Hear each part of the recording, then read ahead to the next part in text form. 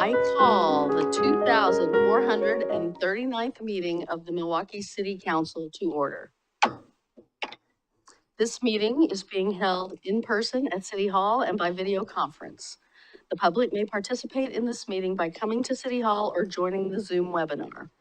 The meeting is being broadcast live on the city's YouTube channel and on Comcast Cable Channel 30 within city limits. There will be opportunities for the public to speak during this meeting. If you would like to address council, you may come to City Hall or participate via Zoom. If you are interested in speaking, please let staff know by filling out a yellow comment card on the table on that side of the room for those at City Hall, or emailing ocr@milwaukeeoregon.gov for those on Zoom. When it is time to take public comments, staff will monitor the comment cards, email inbox, and Zoom participant list and chat. We will take comments in the order they are received and seen. Comments may be emailed to ocr@milwaukeeoregon.gov. We ask that all Zoom participants who intend to speak label their Zoom username to show their first and last names for the record. Spanish translation services are available upon request. The public is asked to request translation and other meeting accessibility services at least 48 hours before the meeting. For more information, contact the city recorder at 503-786-7502. Servicios de traducción en español está disponible cuando sea solicitado. Se pide al público que solicite servicios de traducción y otros servicios de accesibilidad por lo menos 48 horas antes de la reunión. Para obtener más información, llama al secretario de la ciudad a 503-786-7502. Translation services are also available in other languages. Please join me in the Pledge of Allegiance. I pledge allegiance to the flag of the United States of America and to the republic for which it stands, one nation, under God, indivisible, with liberty and justice for all.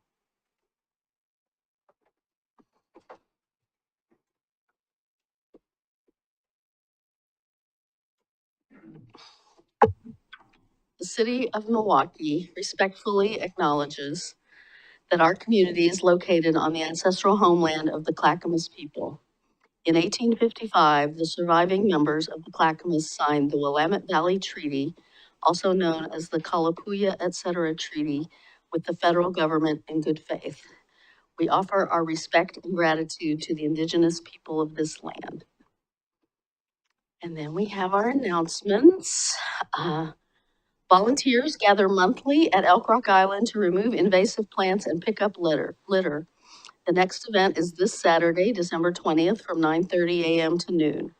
Volunteers gather at Spring Park to get started, which is located at 19th and Sparrow Street. And there's a good chance, if it rains a lot this week, that the volunteers won't be able to get across to Elk Rock Island, in which case they will work in Spring Park, because there's plenty of ivy and other things to pull and litter to pick up on both sides. Join the annual celebration at Milwaukie Bay Park to view the Christmas ships, warm by a fire, and purchase some tasty treats this Saturday, December 20th, from 4:30 to 7:30 p.m. The Llewellyn Neighborhood District Association will once again be selling food, with all proceeds going towards their community events, including their annual summer concert series. Beer Store Milwaukie will also host a beer garden again this year.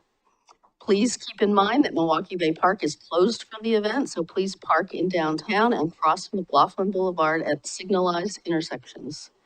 To avoid parking constraints, you can also park in a nearby TriMet park and ride and take the Max into downtown.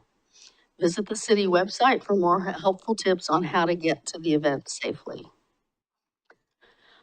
On the first day of winter and the longest night of the year, join with local neighbors to honor those in our community who have experienced homelessness and lost their lives in 2025. The Homeless Persons Memorial Candlelight Vigil will take place on Sunday, December 21st from 6 to 7 p.m. at Liberty Plaza in downtown Oregon City. The vigil will include reading the names, a candle ceremony, along with words and live music to reflect on. Since 1990, the National Homeless Persons Memorial Day has taken place each year on the winter solstice, and this is the fourth year that a memorial has been sponsored by Clackamas County. Those who attend are invited to bring new warm socks or a new or gently used winter coat to help someone experiencing homelessness. The third annual Bing in the New Year is back this year with live music, Chinese cultural performances, food, drinks, and a vendor marketplace. This free, outdoor, family-friendly New Year's Eve event in downtown culminates with a 9 p.m. cherry drop lowering by crane of a 7-foot lighted Bing cherry. The event takes place in the parking lot at Harrison and Main Street, right in front of Historic City Hall. Help the city's beloved mascot Millie find a new best pet friend for 2026. Nominate your pet today on Engage Milwaukie. Nominations will be received until January 2nd, but don't wait to nominate your pet because the winner will be chosen by the total number of likes on Engage Milwaukie. Nominations for the 2025 Volunteer of the Year are now being accepted. Nominees can be anyone who resides in Milwaukie or is a member of a nonprofit organization or business that serves the Milwaukie community. If you know someone who has gone above and beyond in 2025, please nominate them for the award by February 11th. And I'd also call out that in about about an hour, the Christmas ships should be pulling into Milwaukie Bay. And they come again on Thursday and then on Saturday when we have the big solstice event. So there are 3 chances this week to see the Christmas ships. We used to do a proclamation for the Christmas ships, but we don't do that anymore. So I just want to call it out there that people in Milwaukie love to come watch the Christmas ships, and you can do that tonight. Oh, and it looks like the city manager might have another announcement. I just wanted to quickly say Happy Hanukkah to anyone in our community who celebrates. Absolutely, absolutely. Happy Hanukkah. Happy Kwanzaa, whatever holiday, however you celebrate the holidays, happy holidays. For more information about each of these events, please visit the city's homepage at milwaukieoregon.gov or call 503-786-7555.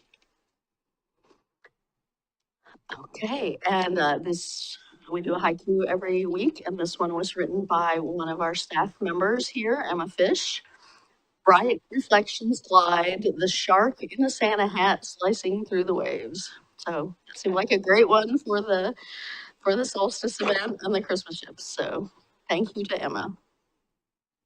All right, and then moving on, we have our Outstanding Student Award, and I will ask Principal Louis Mayer to come up with his student, Isaiah Flores. Isaiah.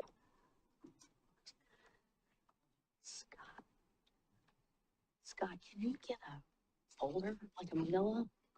Just even a regular folder. Thank you, Mayor Betty. Good evening, board. It's great to be here again, my second one. I feel experienced. I know what to expect now. So this evening, I have the honor and pleasure to introduce one of our Milwaukee Academy of the Arts, Isaiah Flores. He currently has a 3.9 GPA, on track to graduate with the honors diploma. His experiences with leadership and involvement, he's in the student government. He is the ASB president, sub-pres. He's a member of Milwaukee A Choir and Pony Pipers. If you never heard the Pony Pipers blow their pipes, you need to come and hear it. Isn't it something? It is incredible. He's also a track and field athlete, part of the Community 101. He's also part of the Principals Council. Advanced courses, as you can see there, this man is busy. AP Literature and Composition, AP Language and Composition, AP Biology, AP Government, AP US History, and AP World History. This young man is taking all college credit courses right now. Just have to give you a hand. That's a big feat. That's 6 courses. That is phenomenal. So, again, he's another reason why he puts the pride in my moniker, proud principal here. So, board and mayor, Proud to announce to you, Student of the Month, Isaiah. Nice to meet you, Azai. Nice to meet you too. Can you tell us, what you plan to do are you a senior? Yes, I'm a Yeah, senior. you're a senior. So what do you plan to do? Right now, I'm planning on going to a four-year university, and my dream is to become a lawyer.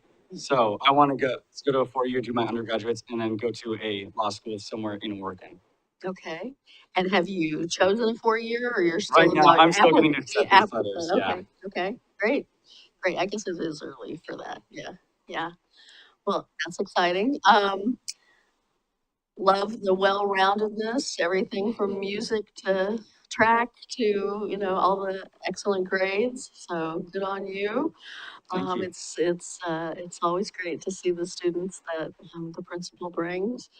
And I will open it up to my fellow counselors who may have things they want to ask you about or comment on. Go ahead. Yeah. Okay, I'll start with a very serious question. Today was Crazy Hair Day for Spirit Week. Did you celebrate? Yes. Well, I fixed my hair for this, but I had my hair. I had my hair. I brushed it all in the front, and my bangs were so long it was covered. It was about to here in my face. Awesome. Very impressive. That's a lot of AP plus. I don't think I took one AP plus in high school. Here I am. So I have a lot of faith in you, where you're gonna go. And speaking of the school year, I know you're still got letters coming in, but I saw the track and field. Are you looking to continue that at the next level? Not so much, but I do love running, so I still want to continue running because that's one of my favorite things to do. It's like a hobby. Nice. Yeah. PSU's got a good team. As far as law, what have you thought of what law you want? Environmental law is what I've been Oh, thinking about. nice. Yeah, we could use that right now. I appreciate that. Thank you. Best of luck to you. And honestly, I can't say enough about yet another student from this high school. It says a lot about this community and what our future generations want. So thank you. Thank you. I'm super impressed. I mean, everyone is here. Your resume is pretty incredible. You heard the gasps around environmental law. Do you have any suggestions? What could the city of Milwaukee be doing to help protect our climate or things that you think we should be? I think just spreading awareness, especially at the high school level, because I think there's so many people who want to be involved. And I think just hosting more events to advocate for climate change and anything about the environment and doing things like the cleanups, like we're doing at Elk Rock Island, just getting the high school more involved. I think those are great ways to get everybody involved. Okay. Well, if you've got some free time, it'd be great to partner with you. Congratulations, you're doing great things. I have two questions. The first question is, what's the hardest part about being the president of the student body? Oh, hardest thing. I think the hardest thing is probably just as trying to get everyone's opinion, like trying to hear everyone out, because there's so many different opinions at the school, and I think that's the most important part is just hear every single person's. And that's what I like to do. Is we have about 30 people in our council, and I want to make sure that I have a relationship with every single person. Here, I'm going to give you my seat. So you're doing great things, but I suspect you need some help along the way. Would you introduce your cheering section behind you? Oh, so behind me, this is my little brother, Andres Flores. He is a sophomore at Milwaukie High School too. He's also involved in choir. This is my sister, Vidalia. She is a senior at PSU. She's studying to be an English teacher right now. Very good. This is my father, Victor Flores, and he has supported me through my whole life. And my mom, Sonia Flores. They both supported me so much. We moved from Albuquerque when I was 8 years old to Portland, and those two have been the biggest help. They got some big smiles on their faces tonight. Yeah. So it's a nice Christmas gift. Well, and you mentioned your sister at PSU, and you may not have heard it because he said it quietly, but Councilor Kosher-Body was mentioning how PSU has a good track program. And I know you want to be a lawyer, but there are 3 former ASB presidents at least in this room. So we would really, city management, come this way. Oh, no, be a lawyer, be a lawyer. Okay, well, we have a proclamation to read in your honor, so I don't know if I have a view Oh, of it. okay, you don't have it online, okay, I'll read it from here then. Okay. The city of Milwaukee is proud to recognize for outstanding student achievement in academics, civic engagement, and extracurricular activities at Milwaukie High School, Eastside Flores. Let it be known to all that on this 16th day of December 2025, the City Council of the City of Milwaukee, a municipal corporation in the county of Clackamas in the state of Oregon, recognized this student as an excellent example of the bright future of this community and nation.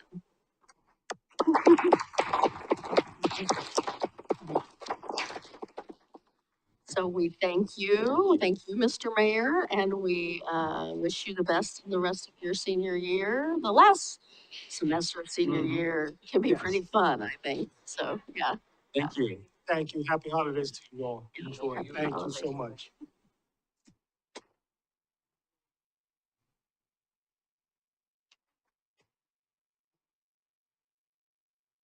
You hear what he said about being a good president, council president?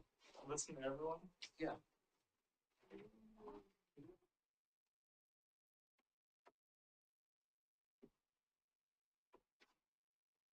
You don't just listen to me. Didn't pull my hair out.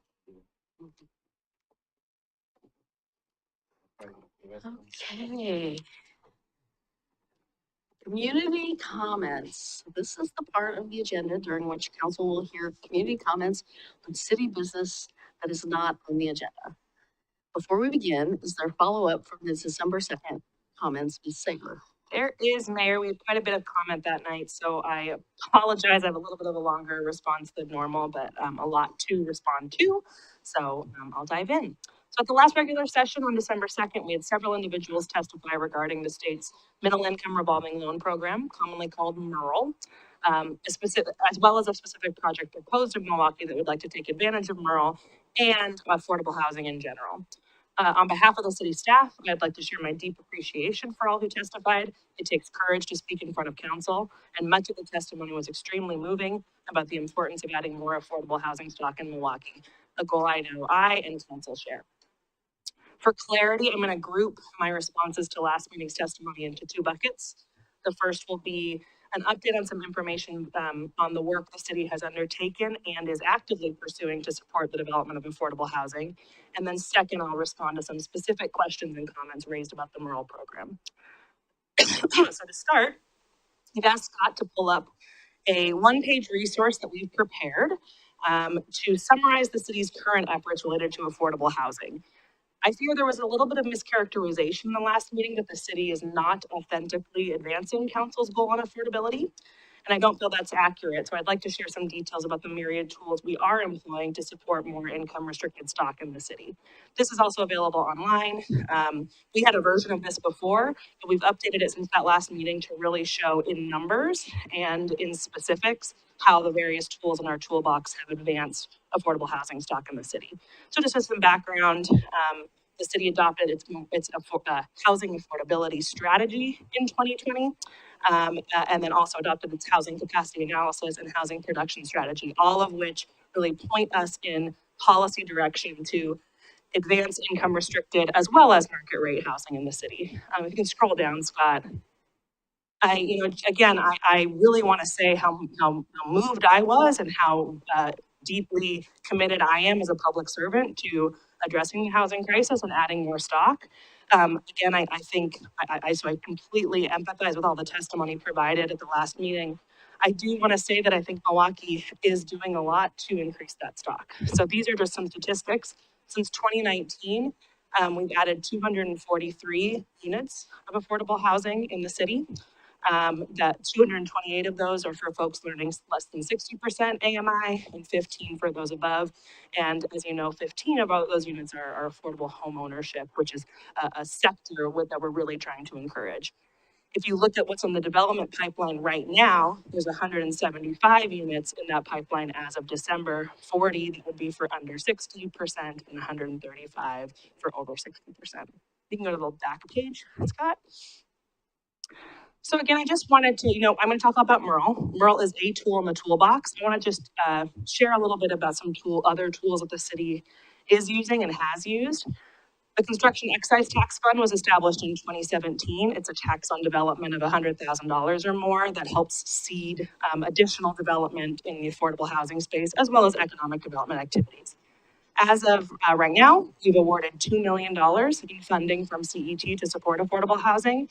You can see some pictures of Short Stack and Hillside Park Phase 1, which are combined are over 290 units of affordable housing supported through that program, and that fund continues to replenish. So we look forward to doing more expenditures of CET in the future, including at the Sparrow site, which you'll have for consideration tonight on your consent agenda. The proposal that we're asking for your support to move into exclusive negotiations on would add 16 to 22 affordable home ownership units on that site. You can scroll down, Scott. Another tool in the toolbox I just want to make sure folks are aware of is the nonprofit low-income housing tax exemption. So this is an exemption, again, made possible by the state, but the city and the school district in partnership last year combined forces to say we want this to be not something we have to consider on a case-by-case basis. If a development qualifies, we will provide this exemption. So far, it's been taken advantage of by Northwest Housing Alternatives at the Walsh Commons property, which was built in 2019. I also want to note that we heard a lot about a specific development in Linwood at the last meeting. Just up the road from that site, another church is selling land, and we've had some pre-applications with Northwest Housing Alternatives as one of the partners, as a group looking to use this exact exemption to finance affordable housing on that site. So that's very exciting to us and another tool in the toolbox. And then just we kind of end this one pager with just kind of a bit of the rest of the menu of things we already have in our arsenal. We can support or be partners on seeking grant assistance. Again, tonight on your consent agenda, we're asking for your support in doing that so we can help Related Northwest build even more units at the Hillside property. We provide pre-development assistance in the urban renewal area. We are open to conversations around SDCs and SDC waivers. There's always a cost benefit to be done there, but that is something in the toolbox and something we're going to be exploring through the housing production strategy next year with you all. And then finally, we took action this year to adopt the affordable housing code incentives. So those are another piece of the puzzle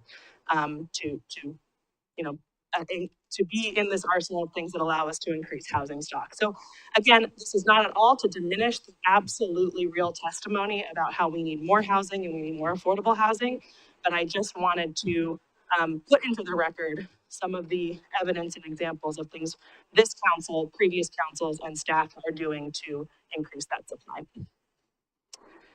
So turning to Merle, and that's it for that, Scott, you can stop sharing. Turning to Merle, I want to start by saying that I really appreciate the passion and advocacy of the community members who have encouraged the city to explore this program. First, some of the comments made on December 2nd, I felt seemed to imply that the city has said no to Merle outright. And I just want to clarify that my understanding of council's November 18th conversation was not that the city was saying no to Merle forever, but that council directed staff to return in March to further explore the program, including any changes made in rulemaking at the beginning of 2026. Second, there have been some statements made that Milwaukie must hurry to adopt Merle, a Merle originating ordinance, because the funds are going fast. From the staff perspective, from my perspective, I don't believe there's evidence of this. My understanding is that Coos Bay is the only city to have formally adopted a Merle program. Other cities like Milwaukie have expressed interest in learning more, but are generally taking it slow, like us, and waiting for the state to address some concerns and questions that have been raised in conversations with OHCS staff. There have also been some statements or fears that Portland will gobble up all the Merle dollars. Staff from Milwaukie reached out to staff at the Portland Housing Bureau about their interest in Merle, and they shared, quote, "No decision has been made on Portland's use of Merle yet." We reached out to a couple other cities. One said, "We have not looked into Merle. Without dedicated housing staff, we haven't had the bandwidth to explore actions beyond what we included in the city's HPS." I share these quotes just to put into context that Milwaukie is not alone in having questions about the program that it would like answered before firmly deciding whether or not to advance it. Third, I feel there was a sense from much of the testimony that the city could take action immediately that would enable a particular development to move forward with haste. For transparency, I think it is important to clarify, the council has yet to actually have a decision point on this topic. We have not even got to the stage of receiving direction to prepare an ordinance to adopt the program. I think it's important to clarify that adoption of an originating ordinance for MRL is just one step in a multi-step process. Applications for MRL eligible developments couldn't begin until IGAs have been negotiated with the county and the state. From my conversations with county leadership, I don't believe they have been approached about MRL to date. So while I have a deep respect for the urgency felt by those who want to see this particular project move forward, I do think it's important to state that even if the city were to adopt a MRL ordinance in the very near term, I think there are several months of process that would follow. Finally, there were several statements and questions raised about this impacts to city operational capacity were Milwaukie to adopt MRL. While some commenters expressed that it was easy to find that the administrative burden would not fall on cities, I respectfully feel the opposite way. Looking at the MRL program manual that is published by OHCS, it is explicitly clear that, quote, if a sponsoring jurisdiction adopts an originating ordinance to accept program funds, it will establish a grant program, which must include forms, required information, and deadlines by which a developer may submit a project application for a project grant with respect to an eligible project. That manual also states, quote, sponsoring jurisdictions that award project grants to developers must perform oversight and enforce compliance with the affordability requirements. And then it goes on to include detailed information on what those requirements might look like. So in sum, adopting MRL will require the city to capacitate the following: setting up a new program, setting up an application process, establishing the application criteria for development projects, reviewing and approving the process on developer applications, which might include specialized vetting of developer financials and cross-checking with OHCS, ensuring that the affordable units maintain their intended use, periodic inspections, and annual reporting. So back to where I started this response, this soliloquy. I and Milwaukee city staff are highly committed to taking actions that result in more affordable housing stock in the city, as I hope is demonstrated by the suite of tools we already employ. But before determining whether to adopt a new tool, I feel it is only responsible to assess the full operational impact it will require so we can plan accordingly. It may absolutely be worth it to take on these administrative actions. That is a decision you get to make. But that is not what was in question on November 18th. We were having the first discussion as a body on this topic and daylighting some questions that we'd have to answer before responsibly signing up to administer such a program. In reviewing the council meetings and reports prepared in Coos Bay, the one city that has adopted this, they asked very similar questions before agreeing to adopt MRL. Again, I feel we are approaching this in a very similar manner to other cities. Finally, I received a question from one testifier about what steps I deployed to come up with an estimate of 2 FTE needed to administer the program. In reviewing the November 18th meeting, I do not believe I ever stated a number on the dais. I do think I shared a potential estimate in a one-on-one conversation with a council member that may have been shared. As the testifier suggested, when a city is determining what kind of resources may be needed to administer a program, it is absolutely prudent to do outreach to others that may have put this program in place and to do careful modeling internally with city leaders about current capacity and gaps, and then to transparently discuss that with the city's budget committee and council. If and when we get to the stage of considering MRL adoption, those are all steps I will absolutely take. I was asked to give a high-level estimate of potential capacity needed to add this program if other workload was not reduced. Knowing what I know about how stretched our community development and finance departments are already, I estimated potentially up to 2 new FTEs. But I never meant to share that as a firm proposal or as a budget ask. I respect the city's budgeting process and will always make resource asks formally, backed by data, and through the correct channels. So I hope this information was helpful. We've already scheduled the follow-up conversation for MRL in March as directed by council on November 18th. If council direction has changed, please let me know, and I'm happy to answer any questions on things that I've shared. I really appreciate that. That was a lot to cover. That was a lot to respond to, a lot to cover, and I think you did Mayor, an if I may, excellent job. I know it's not my time, but it's related to what the city manager just mentioned, and I wanted to say a few words about this topic. And I'll tell you that in that December 2nd public testimony, where we heard a lot of heartfelt support for MRL, it became known that there was a press release that was issued by one of the mural supporters that day. I had not seen that press release at the time of that meeting, but I did see it the following day. And in that release, I was quoted as saying in the November 18th, 2025 meeting that I am in no support of the ordinance. That is inaccurate. And it can be verified with the meeting videos of November 18th. What I said was I was not in support of an ordinance at this point. There's a significant difference between those two quotes, and the actual quote is in line with the council's direction to not close the door, but to seek further clarification on Merle. I have submitted this same topic as a memorandum for the record to be submitted in the proceedings of tonight's meeting. Thank you. I too had not seen that at the time of the last meeting, and I think there are several things that are less than honest and less than accurate in that whole statement. But I think that's for another day. Okay. Anything further on Merle? Okay.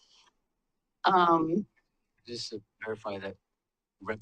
Mark Gamble will be here on the 6th to also be asked questions on Merle. From my understanding, he was a representative that worked on that program as well. So for anybody interested, that'll be on January 6th. And he'll be here to talk about session generally too. It's not specific tomorrow, but yeah, but it is an opportunity. Okay. I don't see anyone in the audience wishing to testify. Mr. Stoffer, is anyone online wishing to testify? We do have a Zoom audience, but no one's hand is raised. Okay. So with that, I will forego the rest of the script here. We don't have any community comments tonight, which is nice for Joseph. You won't have anything to respond to at the first meeting in January. So we will move on to the consent agenda.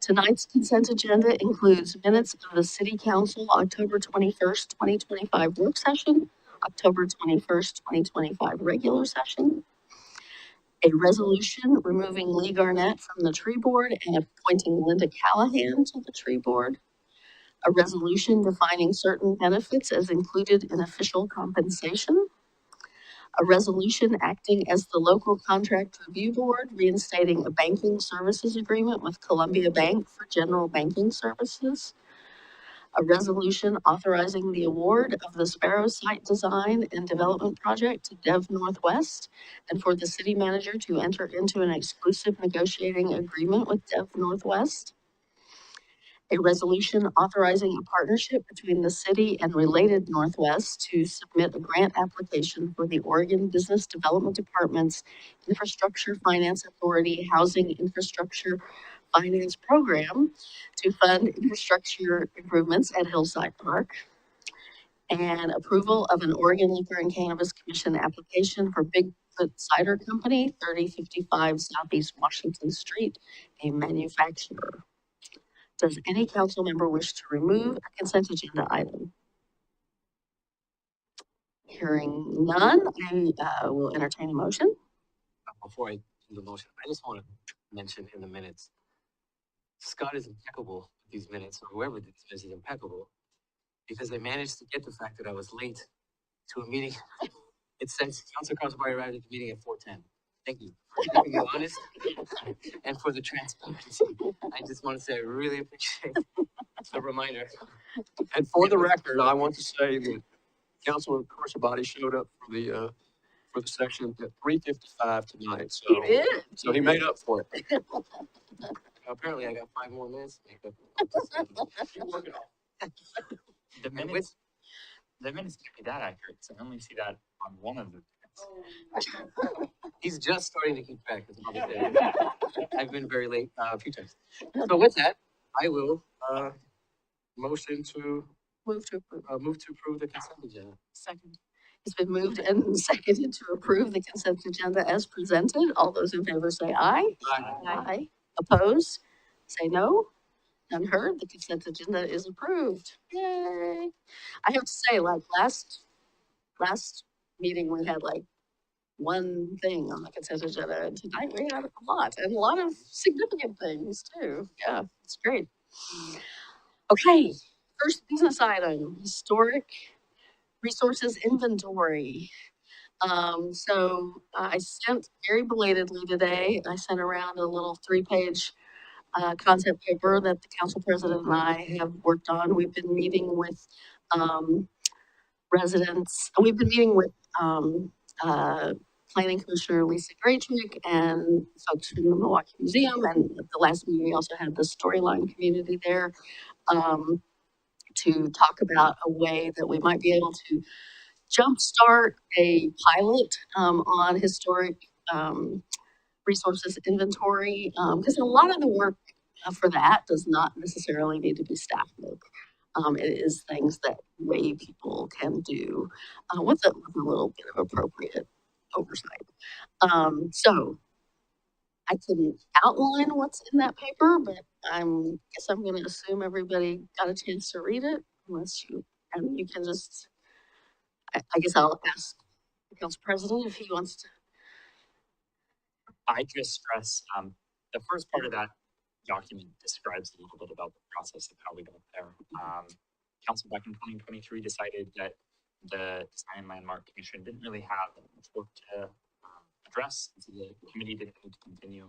I think we've seen the idea of a historic inventory code be something that we discuss, and try and find space for on the work plan. I think those discussions are certainly something we can continue to have in the budget process for this upcoming year. But the mayor and I think both felt it would be really helpful to have momentum happening for our historic resources because the city, if we tried to initiate something that was volunteer led. There is so much excitement about this across the city, from the planning commission to the Milwaukie Museum to a bunch of individuals who have reached out. I think that there's a real potential to see this kind of community led effort to begin this historic resources work. We see this really as a pilot for future work to come and setting the foundation for a strong code package as well. So we're happy to answer any questions. I really am excited. This, to me, is an elegant solution that doesn't require so much time, but also it's us starting to work at our historic resources inventory, which I think is really important work. Questions? And I guess I would invite staff questions as well. So, any questions, any comments? I know there's a lot of people. Pardon? About 1 o'clock. Oh, okay. I do know quite a few community members have actually been wanting to partake in this. And I know the Milwaukie Museum has been a big proponent of allowing volunteers to start taking on historical inventory. So I'm all for it. It's what people have been asking for, more ability to help the city in accomplishing what we need to. And I can, if everyone hasn't been able to read the packet, I can quickly summarize. The idea here is that you could have a volunteer-led historic resources inventory, a pilot of about 500 houses. It would cost about $5,000 if we hired a project manager who is a graduate student at the University of Oregon with their historic resource or their historic preservation program. We're still trying to shape out the details of, is there a local nonprofit who'd be willing to be the pass-through source for funding? I know the mayor and I have talked about contributing our council budgets towards this. We're looking at seeing if there are other communities who'd be interested, offer up, if anyone else has council budget, if they want to allocate to this, we totally are open to that. I think the hope here is that with a $5,000 investment and a graduate student, this 500 house pilot could get a volunteer committee excited and engaged in the process of historic resources inventory.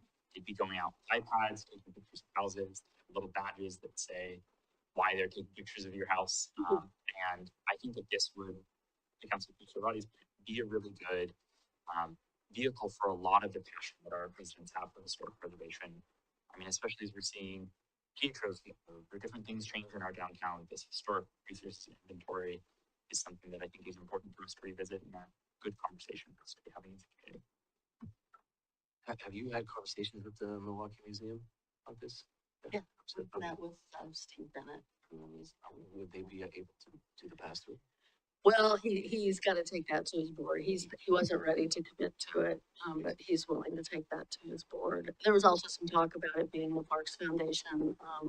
The Parks Foundation has been a partner for several other projects lately that were, some of our grant projects.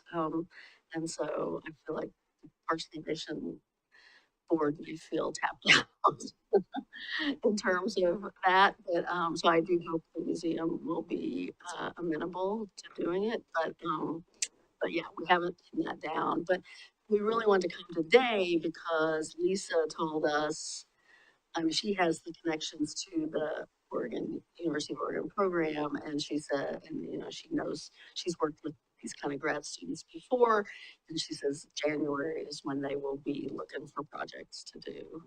And so, getting sort of head nods here so that we can, start that process of defining that and getting her help and getting out there and trying to find, find a project manager for this, is sort of why we wanted to get to this today. Um, Is this what you're looking for as a head nod? yeah, I think so. You got a head nod. Any more head nods? Questions, Mayor, who supervises the graduate student in the plan? Well, that's a good question. I mean, I guess we would probably be counting on Lisa to some degree because it's her expertise in this field. But we haven't really had a concrete conversation around that. I think the conversation was you would have a like, de facto committee that is leading this work, that's putting together the scope of what the inventory would be in partnership with the project manager. And so I think it would be that like, committee that is the collection of different organizations, Milwaukie Museum, our planning commission, that's trying to direct that work. I don't know if there would necessarily be a day-to-day manager. Many of those programs require a direct liaison with either the community organization or a sponsoring organization. So it might be worth thinking that through to see who would be responsible for like day-to-day interactions or questions that may come up. And then my other question has to do with how the inventory would be used, and if it would be an advisory tool or if it would have some role in regulatory conversations moving forward. Well, I mean, I think it would be the basis to start those regulatory conversations at some point. I mean, obviously doing 500 houses is only a little increment. But I think the only thing they would be used at this point is to send to the state historic preservation office, make sure that's part of the idea of the pilot is make sure it fits their need for the sort of inventory that they put into their records.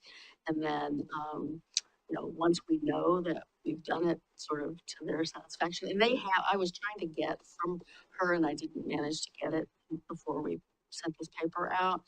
Is part of why it didn't come out to you last night, but they have they have a screen of the questions that people are going to be asked to know, the training people are going to be getting about different architectural elements and things. And so there's a fixed, there's a fixed screen of data that's collected, and then just seeing how that, making sure that we're doing it well, that it's quality controlled, and that it fits the needs for the state historic preservation office.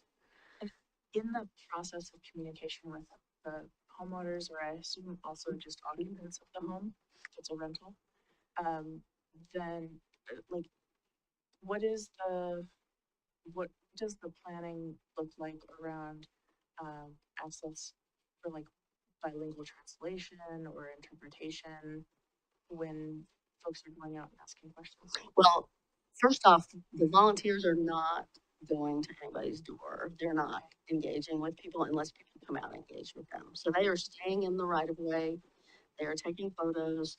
They are answering these questions about architectural features on the iPad. They are not, you know, nobody's going into a home or going up to a door. They would have some kind of identification and maybe some handouts about the project. And so we could ensure that those are done, you know, in a couple of languages. I think that might be helpful. Yeah, I mean, it might be especially confusing if someone doesn't speak English Yeah. and then goes out to interact with someone who, you know, isn't bilingual, who has a tablet, who is taking Take pictures and, Yeah. and Yeah. making notes about their Yeah. home, Yeah. especially right now. So, Well, and I think we would definitely wanna, you know, have something in the pilot about this if it kicks off and, you know, that, I mean, we would need to do some messaging all around, yeah. okay, thank you. Yeah.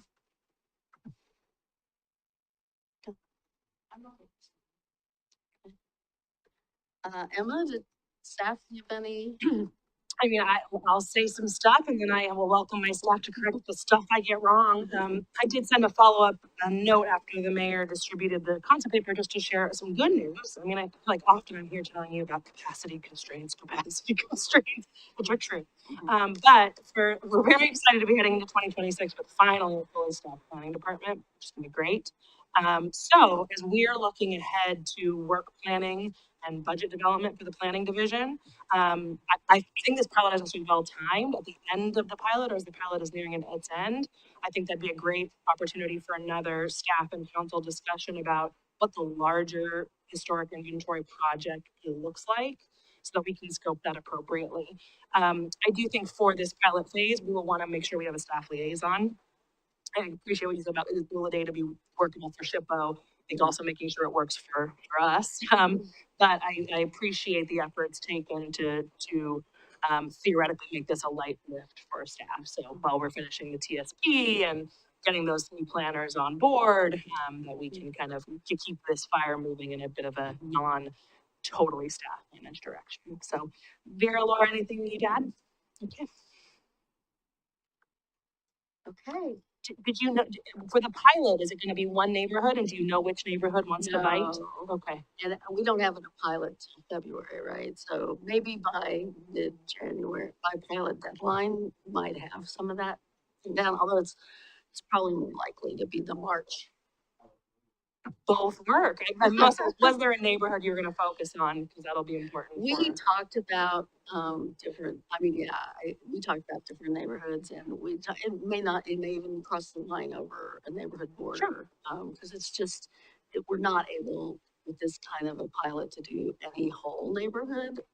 And so, uh, and so, yeah, we kind of wanted to put the question of where to the side until we got sort of a go ahead on the general idea. Lisa's talked about this historic resources would be very different than one's past because normally in historic resource inventory, you look at houses that are 45 years old or older, and a lot of them century modern houses that were constructed in the suburban boom that happened in Milwaukie when a lot of this was built would now be eligible for historic resources. And I think that kind of to your question earlier, Councilor Steppenberg, what do we do with this? I think it's open-ended. I've appreciated having storyline there. They've done some really interesting storytelling about church properties that get turned into new affordable housing. Thinking about like where the stories of land for the housing is there, since time immemorial to now, and how do we tie this all together? I think that capturing what's on the land now and thinking about how these kind of phases of development tell Milwaukee's story. This is purely like an information gathering stage, and I think it'd be a helpful piece of history to have in the context. Yeah, I really do think of it as a kind of ground truthing. I mean, we have this GIS list that data was taken from, and we have a GIS list that shows every house in Milwaukie and supposedly when it was built, and you know, so it's really a ground truthing exercise, basically. Yeah. Okay, well, I feel like we got our head nods, so we'll start talking to the museum and Planning Commissioner Graychick and see if we can get it moving. Okay, Milwaukie Bay Park Intergovernmental Agreements update. Ms. Sager. See, a good thing she's gonna go into labor. Really good. The slide center is in favor. Scott will pull up the slides for me. Oh, can I grab a clicker from you? Yeah, you know me. I like the animations, the bullets gotta come up while I talk. I know you can take the consultant out of the firm, but you can't take the consultant out of the girl. Well, okay. Yeah, no. I don't mind.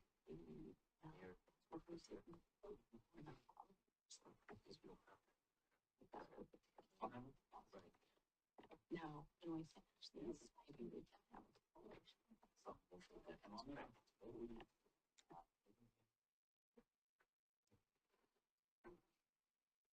Okay, thank you, Scott. So spoiler alert, I am not here with IGAs that have asked me to adopt. I am here with an update and some discussion or some questions about where we go next, as well as a recommendation from your appointed negotiating team. Scott, is this the new one? I don't think it is. Sorry, there was a whole 2 versions saved.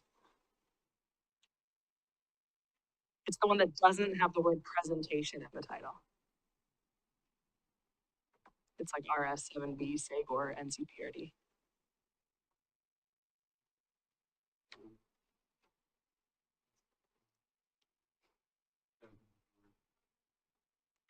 Doesn't have the word presentation.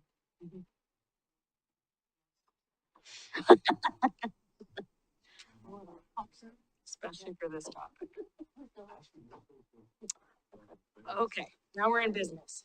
Watch this. Oh, yeah, see all the bullets when I click them. It's so exciting. I am not going to try to give you the whole sorted timeline again of this process. That is documented in the timeline published on our website, but just kind of a bit of a recap of what's happened over the last 2 months. So cast your mind back to October 21st. That was the strange little speed bump we had where we received kind of a proposal back from the county about a separation agreement. We rejected that. We clarified this was not about separating or withdrawing from the district, kind of got back on track. November 4th, NCPRD provided updated draft IGAs to the city just before our regular session, so we didn't have time in that meeting to really talk about them. And we instead scheduled a special session on November 13th to discuss our response to those drafts. The city transmitted the responses to those drafts on November 14th. It was a staff-to-staff transmittal. We were told I think on the 14th by this county administrator that the county board, NCPRD board was on break for the remainder of November because of the Association of Counties conference and Thanksgiving. So we had a staff-to-staff meeting on November 24th, Joseph and I and Director Selly and County Administrator Schmidt. They, I believe when they regrouped, had a couple of executive sessions to discuss this. We received the formal counter proposal to our counter proposal via county council to city attorney on December 9th. And this will become relevant. You may remember from our November 13th special session, part of this negotiation has been around metro local share dollars for the project. And we had asked, or Justin had asked for some clarification from Metro about whether local share dollars can be transferred in a loan or a payback or clawback terms. And we received clarification on December 11th. Actually, we and the county council received the same email basically saying no. Those dollars are meant to be allocated for a project. There should not be sort of strings attached to them. So again, just to kind of refresh your memory, because you may not live and breathe this like me, what were some of the main points that we sent to the district on November 14th? So remember, there's 2 IGAs. There's a cooperative IGA, and then there's the Milwaukie Bay Park IGA. Looking at the amendment to the cooperative IGA, we were going back and forth on depreciation. The board had put in some terms about, both a threshold at which you would capitalize assets and a term length of 25 years over which all assets should be depreciated. we wanted to counter with, let's tie that to governmental accounting standards. There's something called GASB. We should really be using that, not just an artificial target. There was some language proposed that would have given the district sort of veto power over city-funded improvements in city parks. So let's use the example of Scott Park or Bowman Bray. In that case, we coordinated with NCPRD. This new language would have required that we got written approval from NCPRD on any of our construction specs and selections. We didn't feel like that was fair if it's our money in our parks. But we acknowledge that the IGA continues to give them the right to say, we won't maintain this or operate it. We thought that would be sufficient. And then finally, we talked about programming authority. What you'll see in the Milwaukie Bay Park side is the proposal was that we will take over that park, both in terms of project management, but also future maintenance. If we are paying to maintain the park, we feel it is our responsibility to manage programming and issue permits and collect any fees. We also said that we would never unduly withhold, there's better language, unreasonably withhold permission for NCPRD, and that they would have priority for programming at the park. And then finally, we requested some language that would waive certain permit and programming fees for city-affiliated events, that's the city itself, city board and commissions, and city NDAs and city parks. This had been historic practice prior to 2025, but has not been practiced this year. On the Milwaukie Bay Park side, our big counter asks on November 14th were, in terms of Zone 1 SDCs, we wanted to request the full balance of Zone 1 Milwaukie SDCs at the time of signing, and then hold, and I framed it here, and that SDCs gathered between IGA signing and construction or December 31st, whichever came first, would be held by the city for use on Milwaukie Bay Park. We did not really give a counter proposal on Metro local share. We said we need clarification for Metro, but we didn't say we want a fair share. And then maintenance responsibility, they were asking for the city to take over maintenance of the park on July 1, 2027, because of how long this process has taken. Our request was that date moved to December 31st. Okay, so now what I'm going to walk through is a kind of high level. Here's what we asked for. What was the board's response? So we're starting with the cooperative IGA. Okay, so the city requested, as I said, depreciation should be based on government accounting standards. NCPRD, the latest red lines reject this and say they don't want to reference an outside standard. They'd like to depreciate assets over 25 years. They have increased the capitalization threshold to $10,000, but this would not make it asset specific. This would just be all assets, $10,000, 25 years. To our ask about not giving the district veto power over city-funded improvements, but them still reserving the right to not operate or maintain, they've rejected that, provided a slightly new proposal. They still want written approval by NCPRD of any city-funded improvements, but they ask that we instead do an annual review of the lists of parks they maintain and operate, so that I think at that time they could say, we know you're going to want to do something in this park, let's just take that off the maintenance list. So it's not really instead, they're asking for two things. They are. Okay. Yeah. Okay. On programming authority, this one was interesting. The response we received on December 9th says that the auditors for the district require that programming rights be maintained if STCs are spent there. There is a little bit of interpretation here on what that means about rights. And so I think we would need to do some further conversations. The upside is we're the same auditor. So we can talk to Baker Tilly, formerly Moss Adams, about that. And then we asked about the waiving of fees or certain fees for city events, and that was rejected. They said that the city can elect to cover those fees. Okay, turning to the Milwaukie Bay Park IGA, we requested the full balance of Zone 1 SDCs and then holding the SDCs between signing and construction. They rejected that. They explained, we've had some discrepancy about like what the actual fund balance of Zone 1 is. They explained that while on their books, it says it's 3.69. really several of that has already been allocated, so the actual fungible balance is 3.1. That's why they've been offering 3.1. They also reminded us that they have spent 900,000 of Zone 1 UGMA STCs on design, as well as 210,000 of general fund on design. They did not really provide an answer on the holding Zone 1 city STCs. They felt that, they did express that they feel that North Clackamas Park is a more urgent route for those dollars. Metro local share, again, we didn't really know what to counter with. They are offering 900,000 of Metro local share, which is roughly proportional to what Milwaukie represents of the district, population-wise. But they want to have a 10-year, they wanted that with a 10-year clawback, meaning if we were to leave the district within 10 years, we would have to pay that money back. Again, the email we received from the Metro attorney on December 11th, we believe invalidates that offer. And then we asked the maintenance transfer date to be moved to December 31st, and they've rejected that and have asked that we keep the transfer date of July 1st for easier fiscal year budgeting. This is just kind of one slide. You know, I think when you have these 12-month negotiation processes, you can get kind of lost in the sauce of where, you know, all the back and forth and the who's gaining and giving what. So I just thought I'd put a little cost benefit analysis together, just on the financials of some gives and some gains.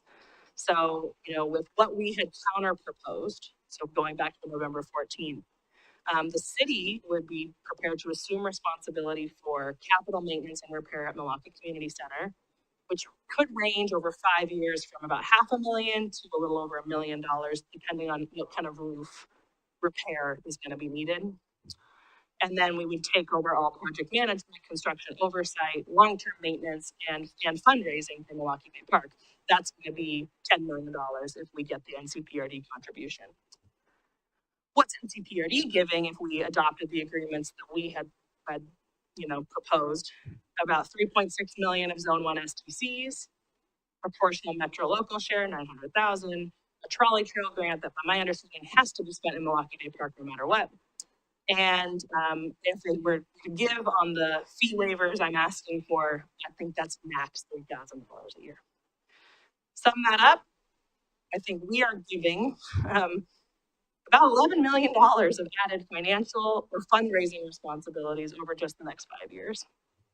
But what do we gain? I think we would gain control of Milwaukie Bay Park Phase 3, that we know is a near-term priority for us, and it's not a near-term priority for the district. And we kind of get that clarity on the waiver of fees for city events and city-owned parks. By contrast, my cost-benefit analysis is that the district would only be really looking at a 5.1 one-time $1 million contribution to the park, and modest fee waivers, again, $3,000 a year-ish for city events and city-owned parks. They would be getting clarity over depreciation and capitalization in our cooperative IGA, which they've wanted for a long time. They would get reduced maintenance responsibilities, as we would take MVP and the community center off their docket. And they would still get the ability to provide programs for district residents at, I believe this is the correct statement, Mayor, the most visited park in the district, and the regional asset. So I share this in this way just because I think business-wise, it's a very good deal for the district. Okay, so unfortunately, you know, I get to be always the bearer of bad news. There was a lot of rejections of our counter proposal. So we met, staff met with your appointed council leads last week to discuss that and discuss sort of what they might want to recommend to you tonight. So this is what we're going to chat about.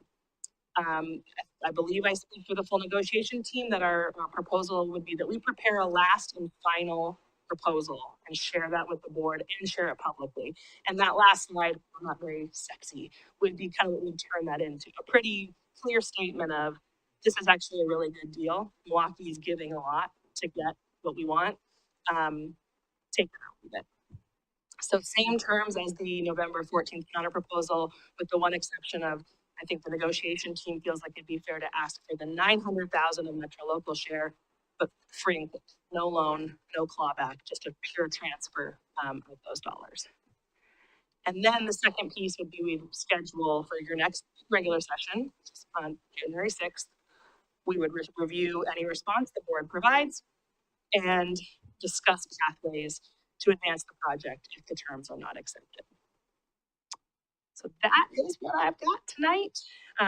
Negotiating team, is there anything you'd want to add before you get your council's thoughts on these questions? Well, I would just say that you know, the slide where you show our proposal and the red rejected. I've had community members say to me that it feels like we're somebody in an abusive relationship, and that slide brings it, kind of brings that to a finer point. It does feel like we've labored, we've offered, we've met, and it does feel like we were going backwards. I feel like this was when I saw this, I felt like, oh, this is worse than where we were before. So I mean, yeah, I yeah, I'll just stop there and let's hear from other people. I would just say that, um,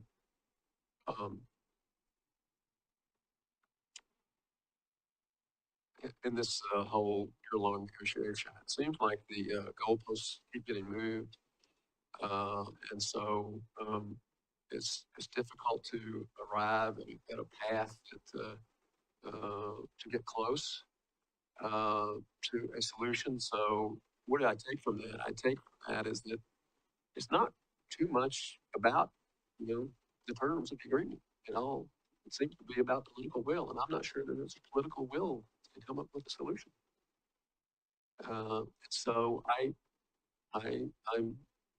have alternately been optimistic and pessimistic during the last year of negotiation, but right now I'm pessimistic.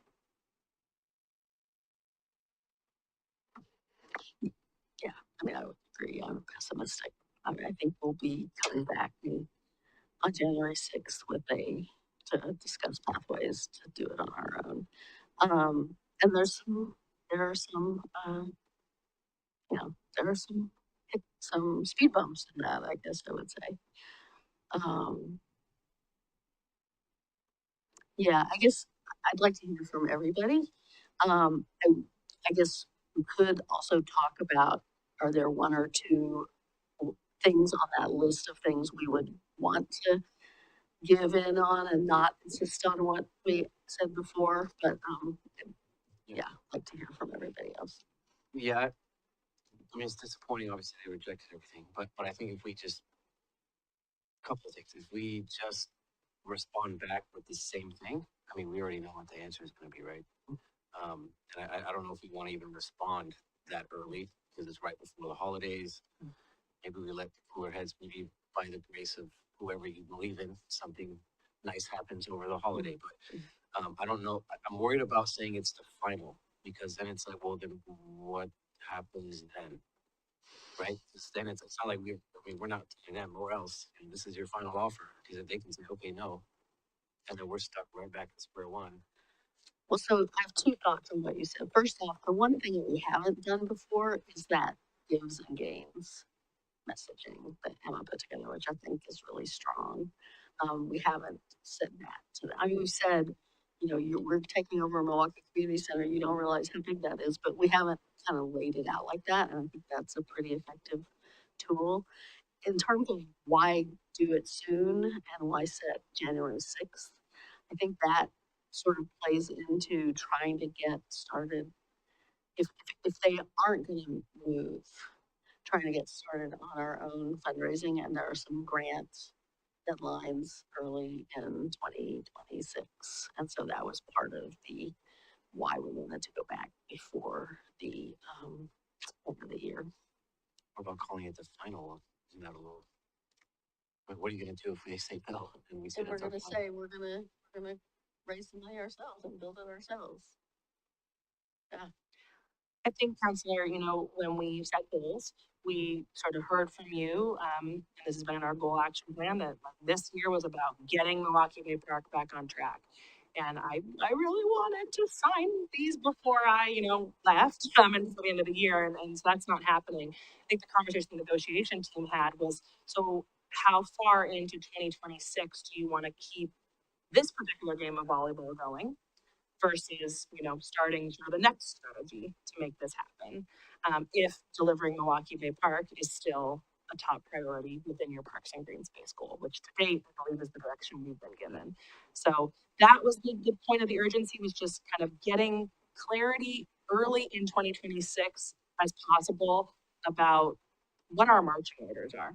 Are our marching orders to start working on transfer of contracts with NSPRD, or is it just to almost kind of do what we did on Scott and Bowman Bray and Balfour and kind of chart our own path?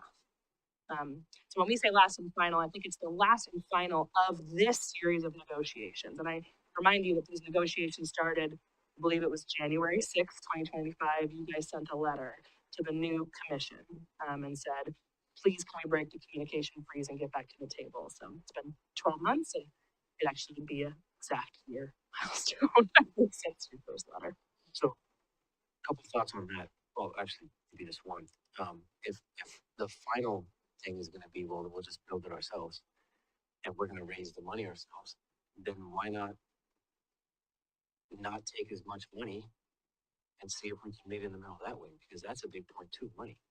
So if we can get the 3.6 and get 5 whatever and give them back the 900, right? Because if we got to raise it all ourselves, why don't we just give rid of some of the money that we're asking them to give that back and kind of give up some of that stuff? Not necessarily the maintenance on the thing, because that's $11 million over 5. That's a lot of money. But some of the stuff we're asking for that they're rejecting, and let's give them back some of their money. Because again, do we want to raise 14 million or 10 million? Right? Like that's kind of where we're at.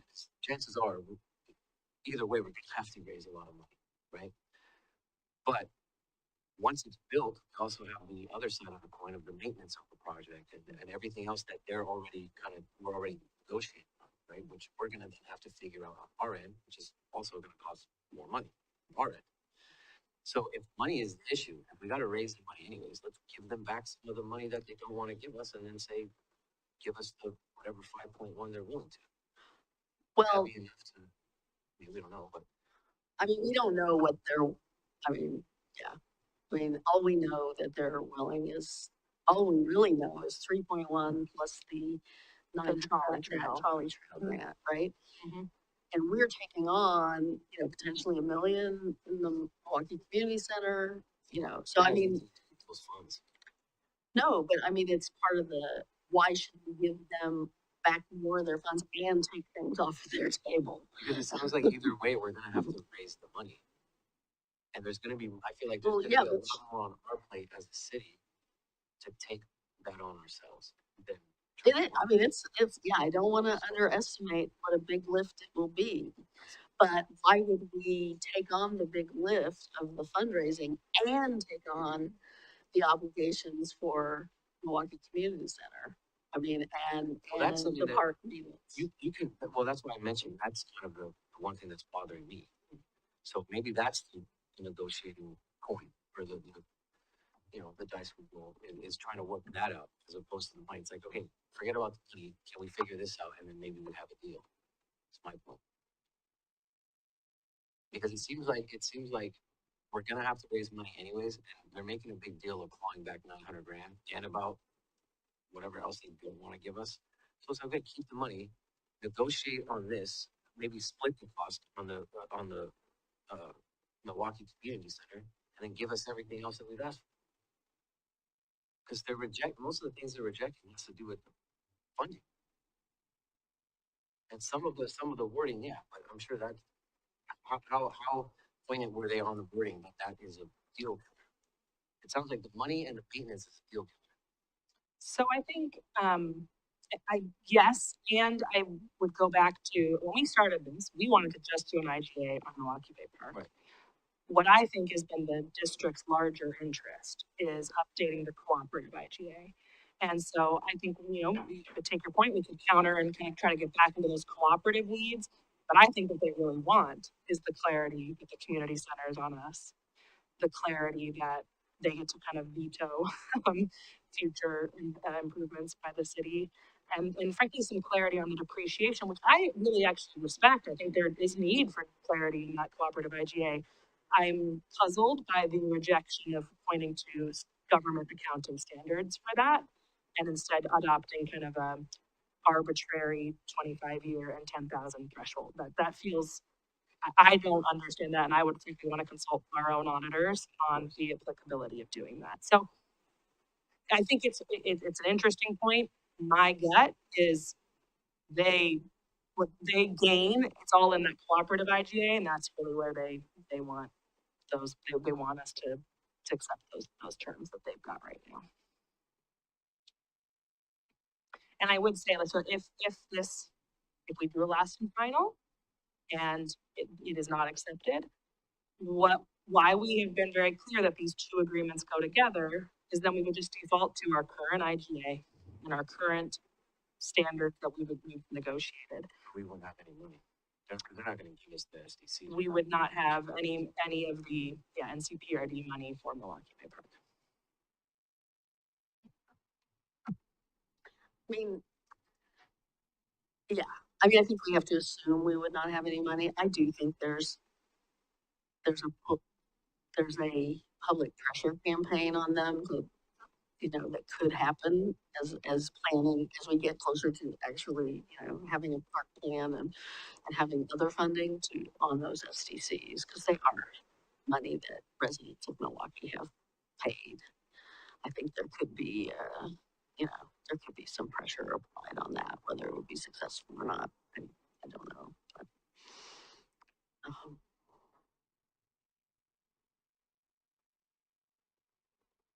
Oh, just trying to get this up.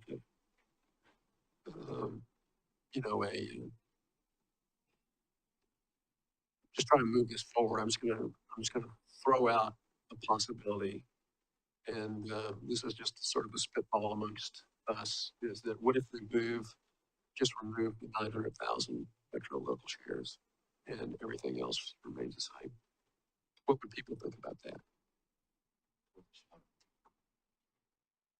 They're saying the same thing. Council President? I can speak to that and I have some larger questions, but I'll wait for this until after we're done with the spitball idea. For that, I would be curious, what if we get the 900,000 green here, but we then agree to do a clawback provision for 900,000 in our zone 1 STCs? So we're willing to pay back over time 900,000 in our STCs if we were to leave the district, or the same clawback provision they would have on Metro local share money, which we know is not allowed under the Metro agreement. We agree to do for another pot.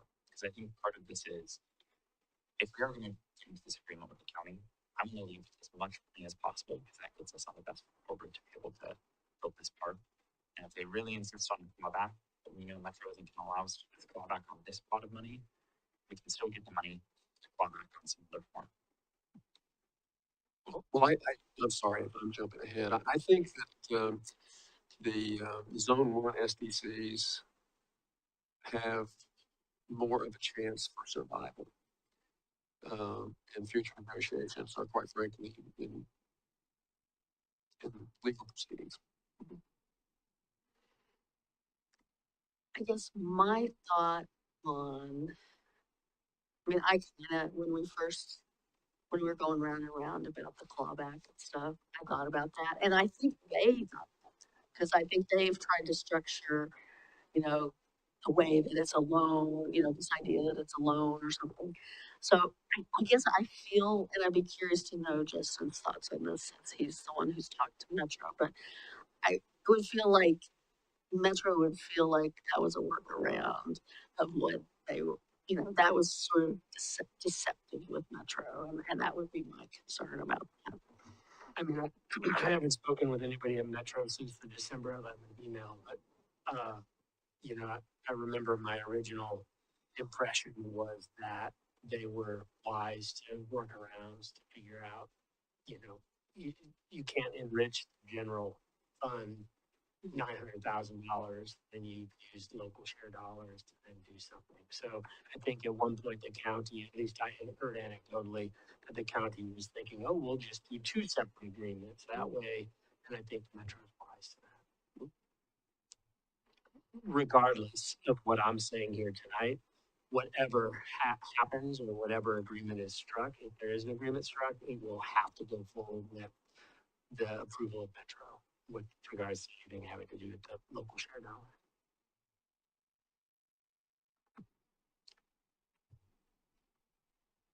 Cause I'm just looking at the projected stuff, right?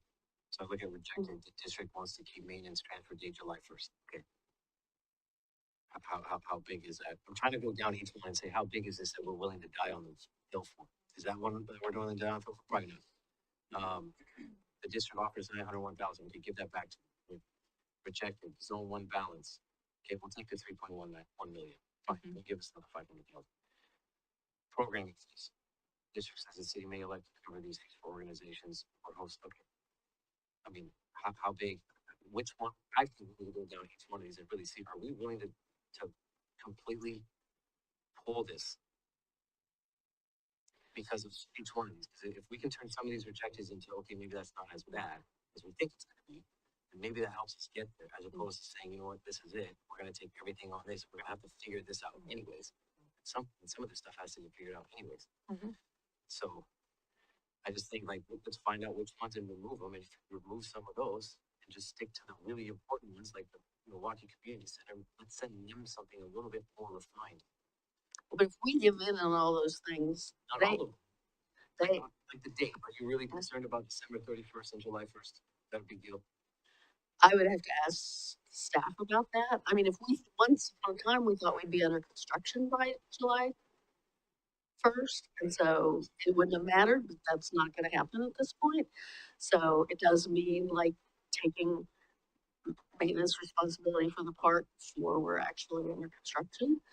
I mean, I feel like I wouldn't give on the written approval. I probably wouldn't give on the, even though it's only $3,000, I probably wouldn't give on the concept that our citizens, our residents and our, I mean, our, you know, the city and our NDAs and our boards and committees pay for, to use their own parks that they paid for for many years. Right. There are some of these things I wouldn't give up on. I would defer to staff on the 6-month difference of the dates. I guess the one I've always had in my mind, like the 25 years, I mean, versus the government accounting standards. I mean, maybe we just throw in the towel on that one. I don't, nobody's ever actually told us what the government accounting standards depreciation terms would be. And I guess it's different for different classes of assets. It is. It's funny, we're talking with our own auditors about this topic right now, which is just why I think that one maybe we could give on. I just would want to have an open, it's frustrating when lawyers are writing financial policies. So I'd like to talk to some financial experts, but yeah, I'm not gonna, that's on a hill I'm dying on right now. Maybe this is fine. I just don't wanna. I balance my check every month. Yeah. I think Councilor Massey, to your point, I mean, I really think the big topics we're talking about are these money ones. It's the, and I think, and also Councilor Kosherwadi, I just want to remind folks, like, this is, we've done a lot of volleyball. So some things we've already capitulated and said, accepted on that we're not seeing here, like the community center. So, so I think these are the remaining sticking points after 12 months of throwing ideas back and forth.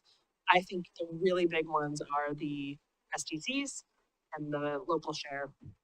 The maintenance one, we would just put in our budget. So those are big ones. And all they're saying is that we're not gonna give you 3.69, we'll give you 3.1. Fine.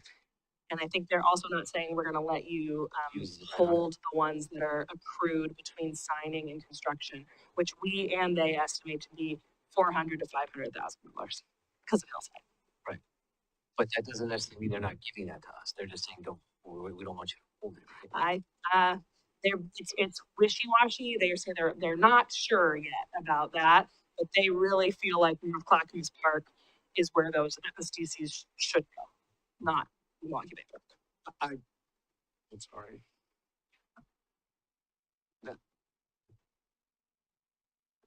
That is just smoke. That is just something made up. That North Clackamas is somehow high priority. I mean, Yes, it totally came up in the whole DAC conversations around the system plan. I was like, why is North Clackamas, I've never heard anything about plans for North Clackamas Park, and suddenly it's making your short-term list. And got some random comments about, oh, well, there's, it's mainly about the dog park, I think. A few others, some trails, some other things, but, yeah, it's not our priority. It's not been our priority. And they identified it as a priority not to do any public process. The staff identified it as a priority. And so I do feel like it's smoke. I totally agree with you there.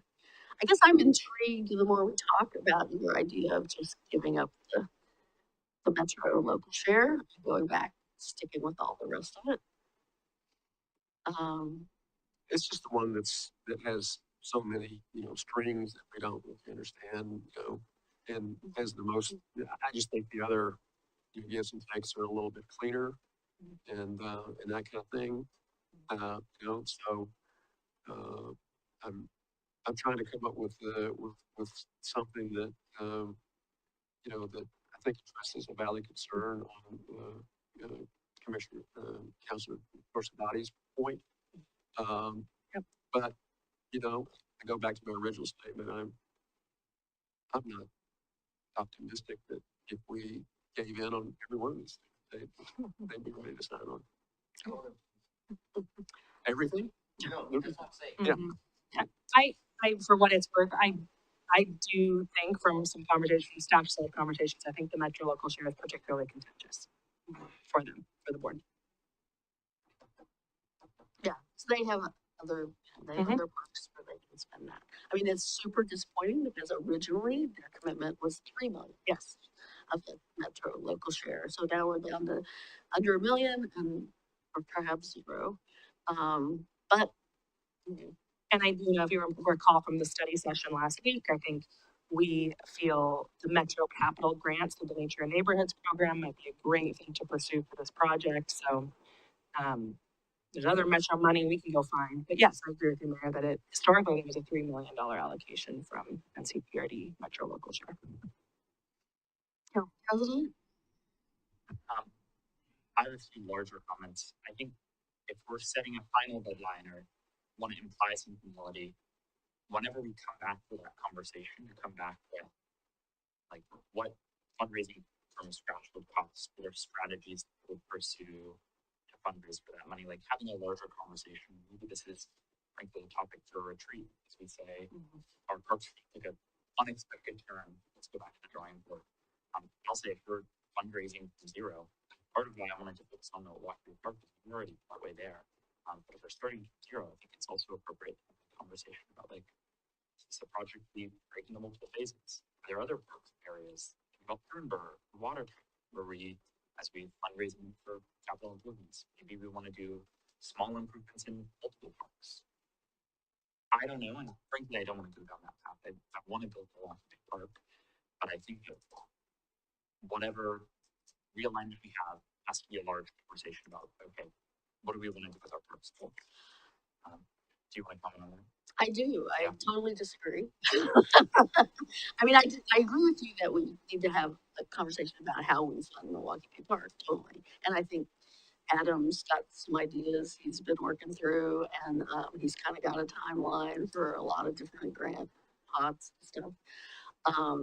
But I don't think, I mean, if we're gonna revisit Milwaukie Park may not be the number one priority, then we shouldn't even send this letter. We should just do that. I mean, I think that's the wrong path to go down. That's breaking with what we said at our retreat a year ago. And we should stay the course, I guess. And I'm not saying that's something that we should decide now. I'm saying that we're having a full conversation about what we want our parks to look like, and what it would look like to.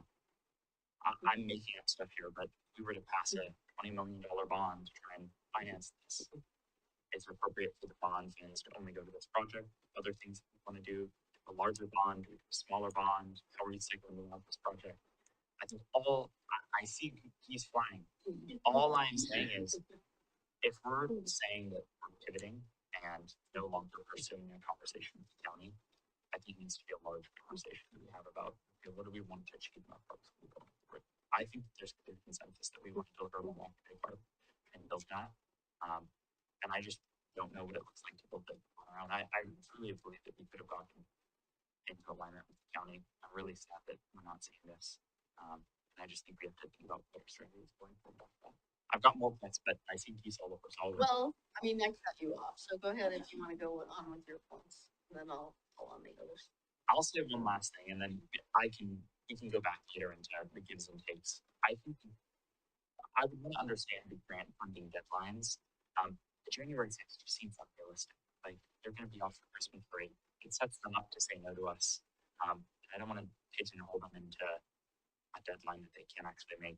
But I also don't know, to your point about there are early in the year grants that you have to apply for. I trust you all in the best timeline, but I do see that if I'm a county commissioner, kind of chuckle and say, well, we're going on vacation for 2 weeks. Best of luck. I do believe, and correct me, those who were in this conversation, I think you could wait till the second meeting in January. Frankly, this was the one that had the lighter agenda, so we threw it on there.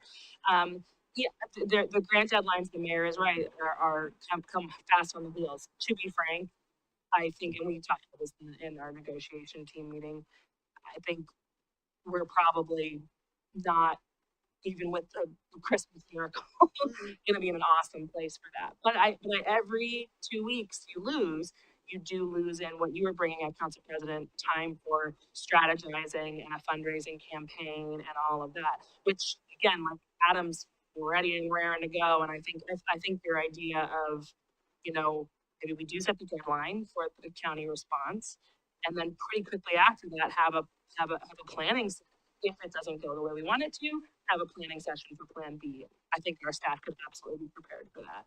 And yeah, it's more just like how much time. We knew this was a near-term priority for you, and I'm bummed that 12. I feel like 12 months. I hope 12 months wasn't wasted, but it might have been. Yep, very well. And I will say, in terms of the January 6th deadline over Christmas, yeah, except that we originally had a November 2nd or something deadline. So, I mean, we've shuffled back and forth for 2 months since we gave them a deadline. So, Just a question for Council President. So are you saying if this doesn't work out, that's when we should think about how we're gonna get there? If they ended up rejecting it, they say, okay, well, the negotiations are over, or are you saying either way? I think I'm not alone in saying if this doesn't go forward, 6, whatever the date we set, we should have a conversation about what it looks like going forward. I think I'm just saying we should have, frankly, just a conversation about our parks and say, what do we want to achieve? And what realistic can we achieve? I mean, what if they didn't pass us the control of the park or the design plans already? If we have to redesign the park, what would the cost be to that? What is the new cost estimate of the park? What's the cost of the $20 million bond over a certain period of time? How would that affect people? Are there other uses of money? I don't know the answers to any of these things, but I think that that conversation about where we go next is such a large conversation. And I think it merits us having a conversation about, okay, we are really fundamentally reorienting ourselves.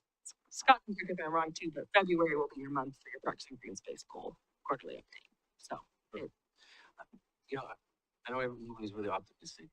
I guess the only reason I have some optimism is the fact that we're here right now, and we have this IGA in front of us. I don't think we've even been this close to where we're actively negotiating components of the intergovernmental agreement. We've been just wanting to have the conversations with them and hearing our proposals for this now. So I do feel a little bit of optimism. I'd feel worse if they were just not responding.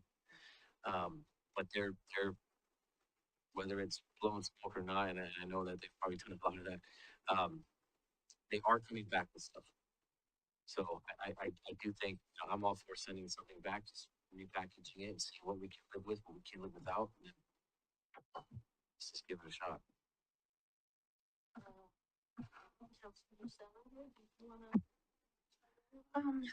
Well, I appreciate the points that are being made. I worry about our fiscal responsibility and our fiscal capacity. I think we all want to set this park up for success, but worry about us getting um, to a point where we don't have the capacity to meet obligations. Um, and I think that's a daunting place that I think that it's a daunting place when faced with how strongly our community wants this project. So I'm struggling with that. I think it's really disappointing that the responses came back this way. Um,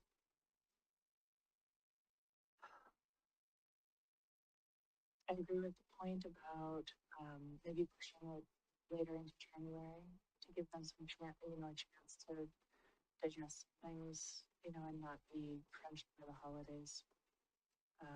And I want to believe that we can have the development of this asset and make it through this strained partnership chapter, between the county and the city. I really want that to be, a North Star in addition to creating this asset for our community. So those are my thoughts so far. Thank you. I will say, yeah, I just want to say one thing and then I'll call on you. In September, October, we did have, uh, in September, October, I was optimistic. And I said, we might be able to go out and have a joint, celebration of what, um, a joint celebration of reaching an agreement that serves everybody in the district. Um, yeah, those days have passed. But anyway, uh, Councilor Massey? So, I think, I want to address, my esteemed colleagues' comments, about the holistic approach to parks. I think that's, a worthy idea, but I guess I don't want to get too focused on those big things. It has all kinds of mission creep sort of implications because we're just trying to respond to a proposal. And so I think that's where we need to focus right now. Your ideas, I think maybe are down the line. But I do want to ask you a question. You just said, you said, I thought I heard you say, I think we could have had an interview. Is that what I heard you say? No, I said, small thing, I thought we could have had an agreement. Like, I'm really sad that to the mayor's point, I thought that this was something we could have wrapped up in November. And I'm sad that we're not seeing, I thought the proposal to give back were reasonable. And I'm sad this is the response we got. I'm sad November response got the response it got. I just thought these negotiations would go differently. And I'm sad that this is the place we're at now. So I'll just reiterate what I said. I think that, to Adam's point is, let's just, not respond in kind, rejected. Give them some more time. I think that, I think the Metro share is the one that has the most loose ends on it. And if we can get rid of that, we might have a clearer path for some acceptance. I'm not sure you gain a lot by the other issues. I guess I'll go for permits just because it's a small amount of money. But I'm not sure I would want to change anything else. And that's just to get something out there and,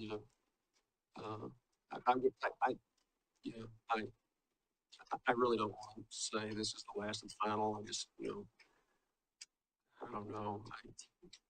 My concern is that this will They'll just be another goalpost put up. And they'll just be another can kicking exercise. At some point, we're going to have to say, this is it. Because we've been saying this is it. We for the have been last 6 saying months. this is it. Yeah, Exactly. and so We have to we meet it don't at have any some point. credibility. Yeah. Yeah. I mean, So can I recap what I think kind of the proposal is, and maybe we'll see how close we are to an agreement point. I think the current proposal then from Councilor Massey is a fewfold.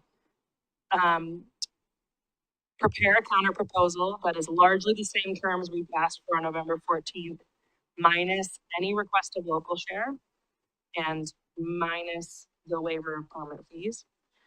Ask for a response by the 1/21 regular session to give a couple more weeks. oh, I would ask for it. I mean, we might discuss it next to 121, but I would ask for it a week before that. that, 1/14, So that middle of staff January. and Yep. they have Yep. chance to be prepared. Okay, but be very clear, it's a take it or leave it. It's that this is what, and use that opportunity to explain this gives and gains. So it's very clear why we can't move anymore. This And I is- think we put this up on our website. Make to it be public. honest. Yep. Well, I would like to have a discussion about that because you're saying this last. That's what I'm saying. Okay, so let's have a discussion about that because I think there's not consensus there. Consensus there. Go ahead. Well, Council President, wanna? I'll defer on that. I can speak to your question Go there. ahead.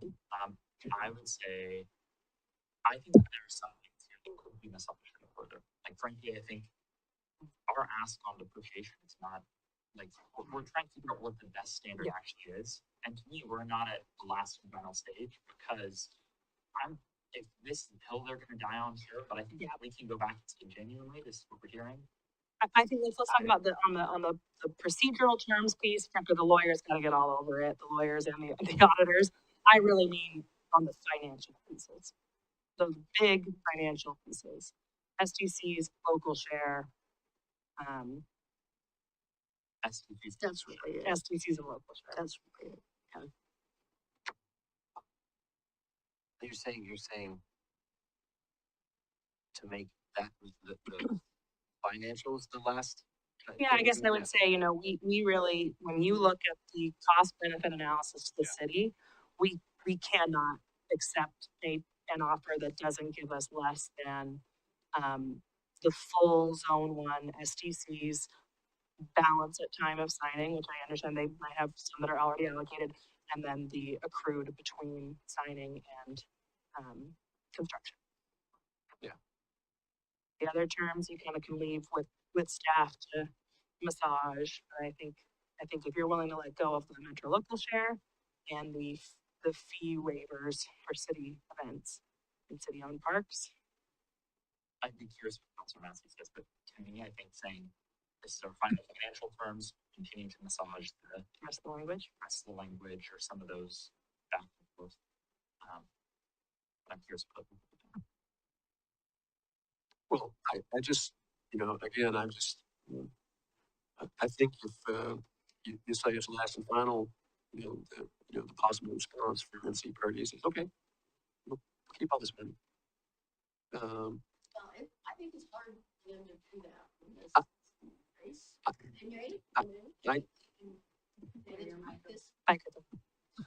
When it's put this boldly, this bald-facedly, I think it's harder for them to do that. At least they could do that. It's true, but we have never put it in sort of these stark terms like this before.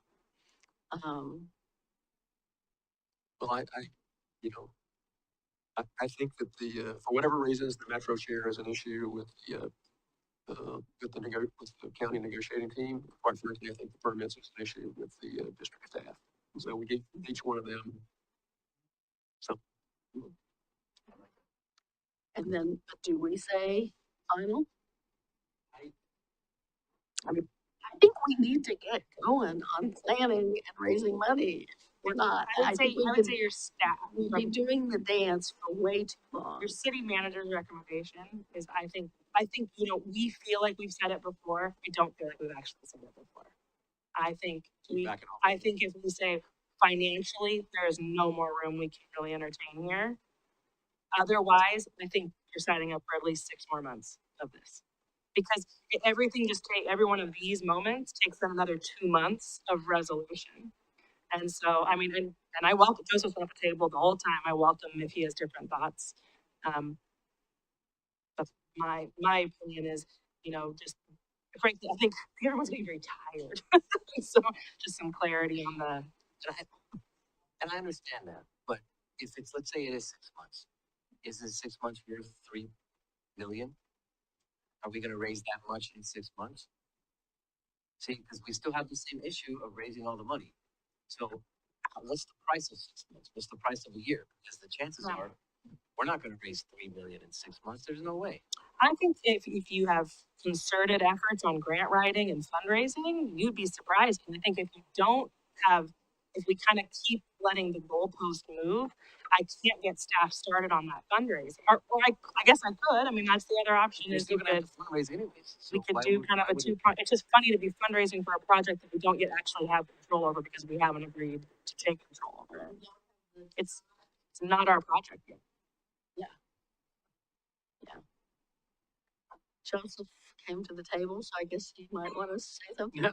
The only thing I wanted to say is that from City Manager Sager's standpoint, I agree. I think even if we do say this is a financial final, I think it's still gonna take a while to massage these IGAs. I don't think it's gonna be a quick turnaround. So I'm just saying that because I think it's gonna be months, in my opinion, just to how fast things have already. And that's just on the language side. I'm talking about the money side. I'm just talking about there still needs to be some warning of these things. I agree, but I think then we can probably, I think honestly, they're bringing the full board together to talk about the big money ones.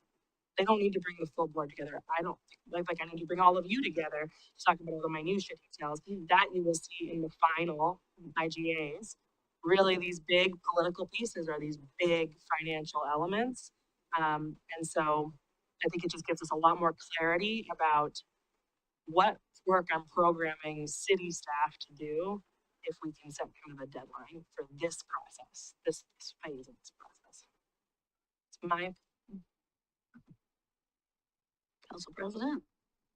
I'd like to talk about some of the minutia of the IGA language, but first I think we can do a quick, is there consensus on the financial piece? There being a deadline there? I'm all for that.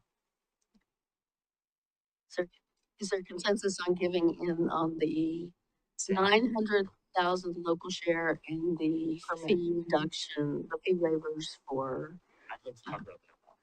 I'd say on just the money, 900,000 giving up local share, saying we're gonna have SDCs 3.1, whatever is approved for signing the. And saying that's our, for financially, like this is the limit of what we would do. Counselor, I'm seeing nods generally. Counselor Stavanger?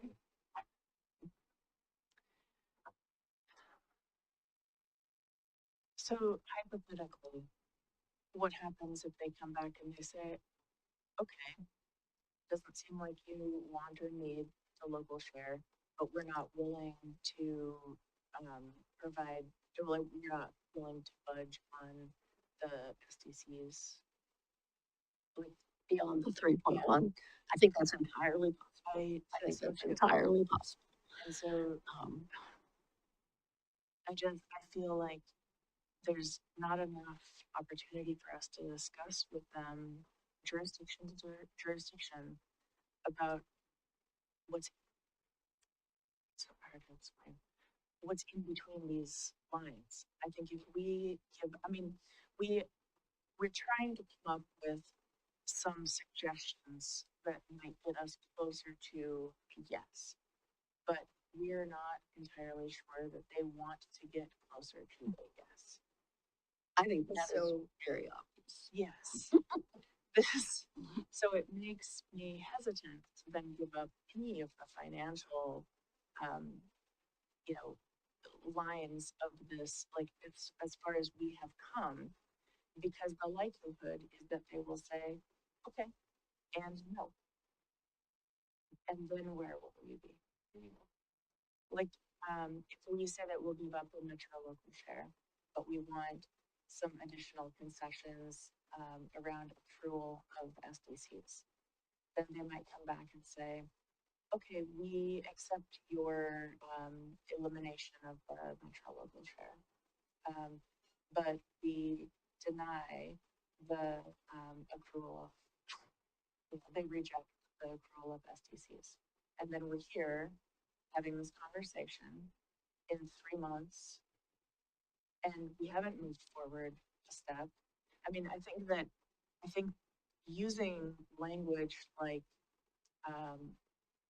best and final or last and final implies the seriousness of the negotiations that have been dragging. It implies the seriousness of, we are at the edge of what the city can reasonably expect reasonably accept within these negotiations. But it's just, this is the game of chicken. Whack-a-mole. Yeah. So I appreciate that this is put together in the format that it is. I would love to hear feedback from the county board if they were to look at this slide and then reflect on this slide. That's what I would actually like to hear from them right now, is do they feel that this is an appropriate summary of where we are today in our negotiations? And are they okay with this summary? Because this is embarrassing.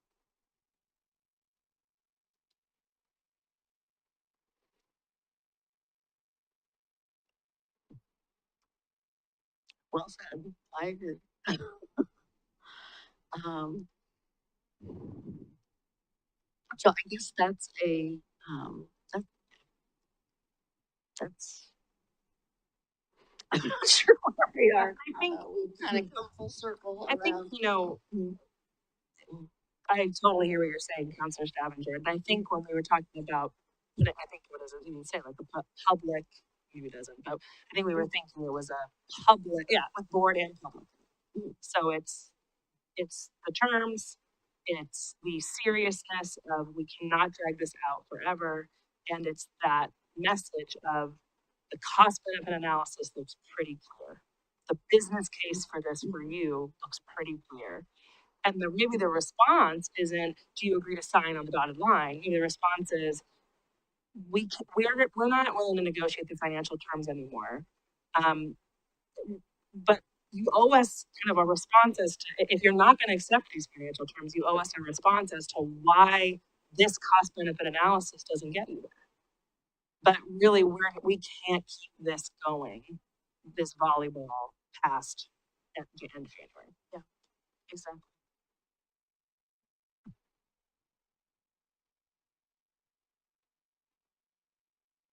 So is that a message with keeping in the $900,000 of metro local share? You're saying that's what you I said. would say yes. I mean, I think that any amount of money that we can get for this project to benefit the residents of our district and the city, I don't think we should give that up. And I think that the county should answer as to why they are picking at the individual pieces of what should be a project that we're coming together and being proud together to, to bring forth for our residents. I just don't, it baffles me. So yeah, I feel very hesitant to take the local share out, because that's money that could go towards this project, money that our community, and honestly, residents of the whole county wouldn't have to then fundraise out of their pocket. And it's money that could be allocated to this project and should be allocated to this project. I just don't understand why, we're at such odds. And I appreciate you, Emma, putting it together in the slides as you have, because it really does highlight that we are at such different places. about this. All right, I have two geese. Counselor Body. I get what you're saying, Counselor Savage, and it does make sense, but I mean, we've gone down this road with them before, and they're not gonna respond to why. You know, we've been asking them for how many years. I think we kind of already know why, right? It's just it's politics, unfortunately, that's being played.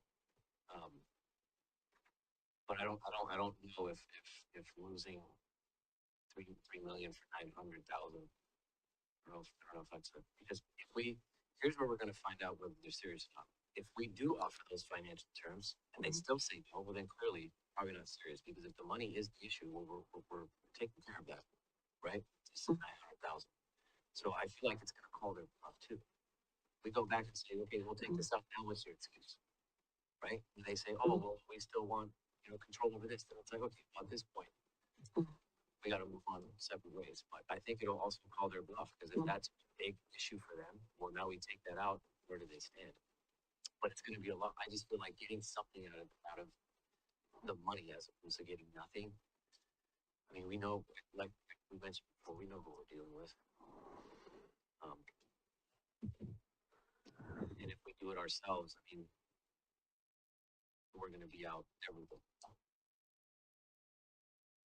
If we're not going to have anyone from them, it's going to come our way, and that's going to have to be another issue of fighting for those STCs. So let's see if they're really serious about it. That's if the 900,000 is a holding point. Go in there and see. Council President. I get not wanting to give them any. I totally understand that, but I think we're all clear on the point that they don't. This negotiation isn't for the best interests of the community, clearly, or else they would have done what they should have done a long time ago. And that's the sad part. So we're trying to negotiate honestly and in good faith in Commissioner's office. I'm sure he's going to hear about this meeting because he does watch it when we do talk about these things. I would like to not call him out, but I've had a conversation with him when I first got on council back in 2022, and he always talked about as long as we're willing to negotiate in good faith. Well, Commissioner's office asked me right now to negotiate in good faith, because that's what we're doing. And I personally don't see anything on here that's detrimental to NCPRD or to the district. Everything, I mean, you guys are getting the better end of the deal from what you're just looking at the finances. So this isn't a call out, but this is a call to action on your word, that if we're willing to negotiate in good faith, you told me that there's always room to negotiate. So here we are, and I'd like to hold them to that. I don't know how good that will do, but I've always felt that Commissioner's office and I have had a respectable relationship from our time on the Veteran Advisory Council, and I would hope that still stands. And if you are willing to negotiate in good faith, this is what we're trying to do. But if not, then there's another route we're going to have to go. Council President. I kind of want to explore the idea that Councilor Stevenberg raised. If we were to come back and say, you don't have to give us the 900,000 for local share, but give us whatever STCs are planned in the future, I think the county would probably say we're not going to do that. And which gets to, like, if we really want to do a counter proposal that takes away, that concedes to almost all of their financial asks, I think the counter proposal that we have to offer is just 3.1 million of STCs in zone 1. I'm not comfortable with that offer, and I think the reason why is that 900,000 is already whittled down from 3 to 2.5 to 900,000, and I can see that a possible difference here is the color of money. Like the metro local share money can be used in different ways than zone 1 STCs, and I wonder if we make it clear that we're losing about $400,000 by giving up metro local share in exchange for potential future Hillside STCs. But they get the control of metro local share as however else they want to in the district. And hopefully that is incentive enough. But I really think that I worry that if we come back saying we really want the metro local share, it's gonna be such a sticking point with them that they're gonna reject that offer. I think we should get it, but I don't know. I guess the overriding principle that I'm challenged with here is kind of like what Councilor Koster is saying. Oh, if we just give up, or if we are willing to concede 300,000 here or there, we should stay in the negotiations and give up that $300,000, because that preserves this much money that we get down the line. And I just am like, okay, what point do we call it? What point do we give up the 400,000 that we can't stand apart with? And I don't know. I'm kind of confounded on there. When you give something up, there's the intention that you're going to get something in return. And I don't see any guarantee that we would get anything in return for giving this up. So what is the point of giving something up if we're not going to get anything in return? Yeah, the last 4 months have been a system of us giving up things and them moving the goalposts, as Councilor Massey said. All right. We need to call the a straw question. poll on the, okay. Are we sending back a proposal that includes or does not include, let's just say, are we sending back one that takes out the 900K? Can I go down the line and see where Yeah, people are at? sure. Would you like our counter proposal to be remove the metro local share entirely? Someone's gonna, yes? I would say no. No. What Councilor Stebbins would do.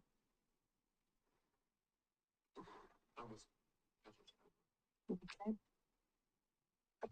Please don't forget to turn your mics on. You can't be great if you don't accent on. I'm with Councilor Savage. So I think that I have the three. We're gonna send back this proposal.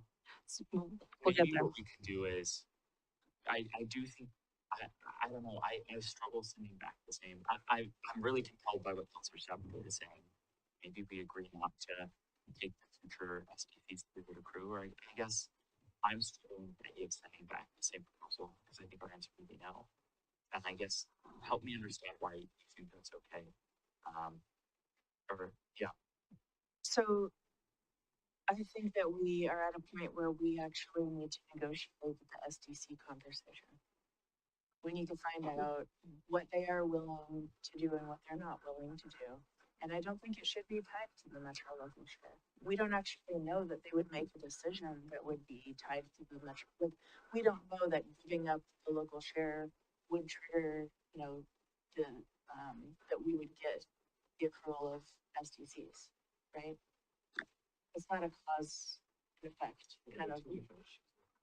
That's exactly what I'm saying. They're two different issues. Correct. Well, I mean, you were saying maybe we get the 400 No, if we gave up the 900. I'm just saying, take something out, change the proposals, what I'm just saying. And if that's a big area of contention, remove it.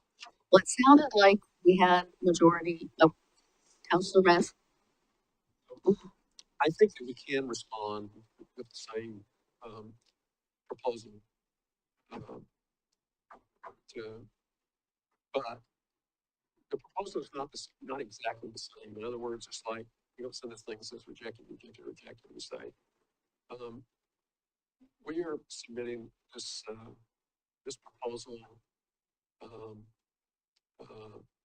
again, that highlights the economic advantages to the district in the proposal that we have submitted. And we start off not with all of these other stuff, but we start off with the balance sheet. And we frame it that way.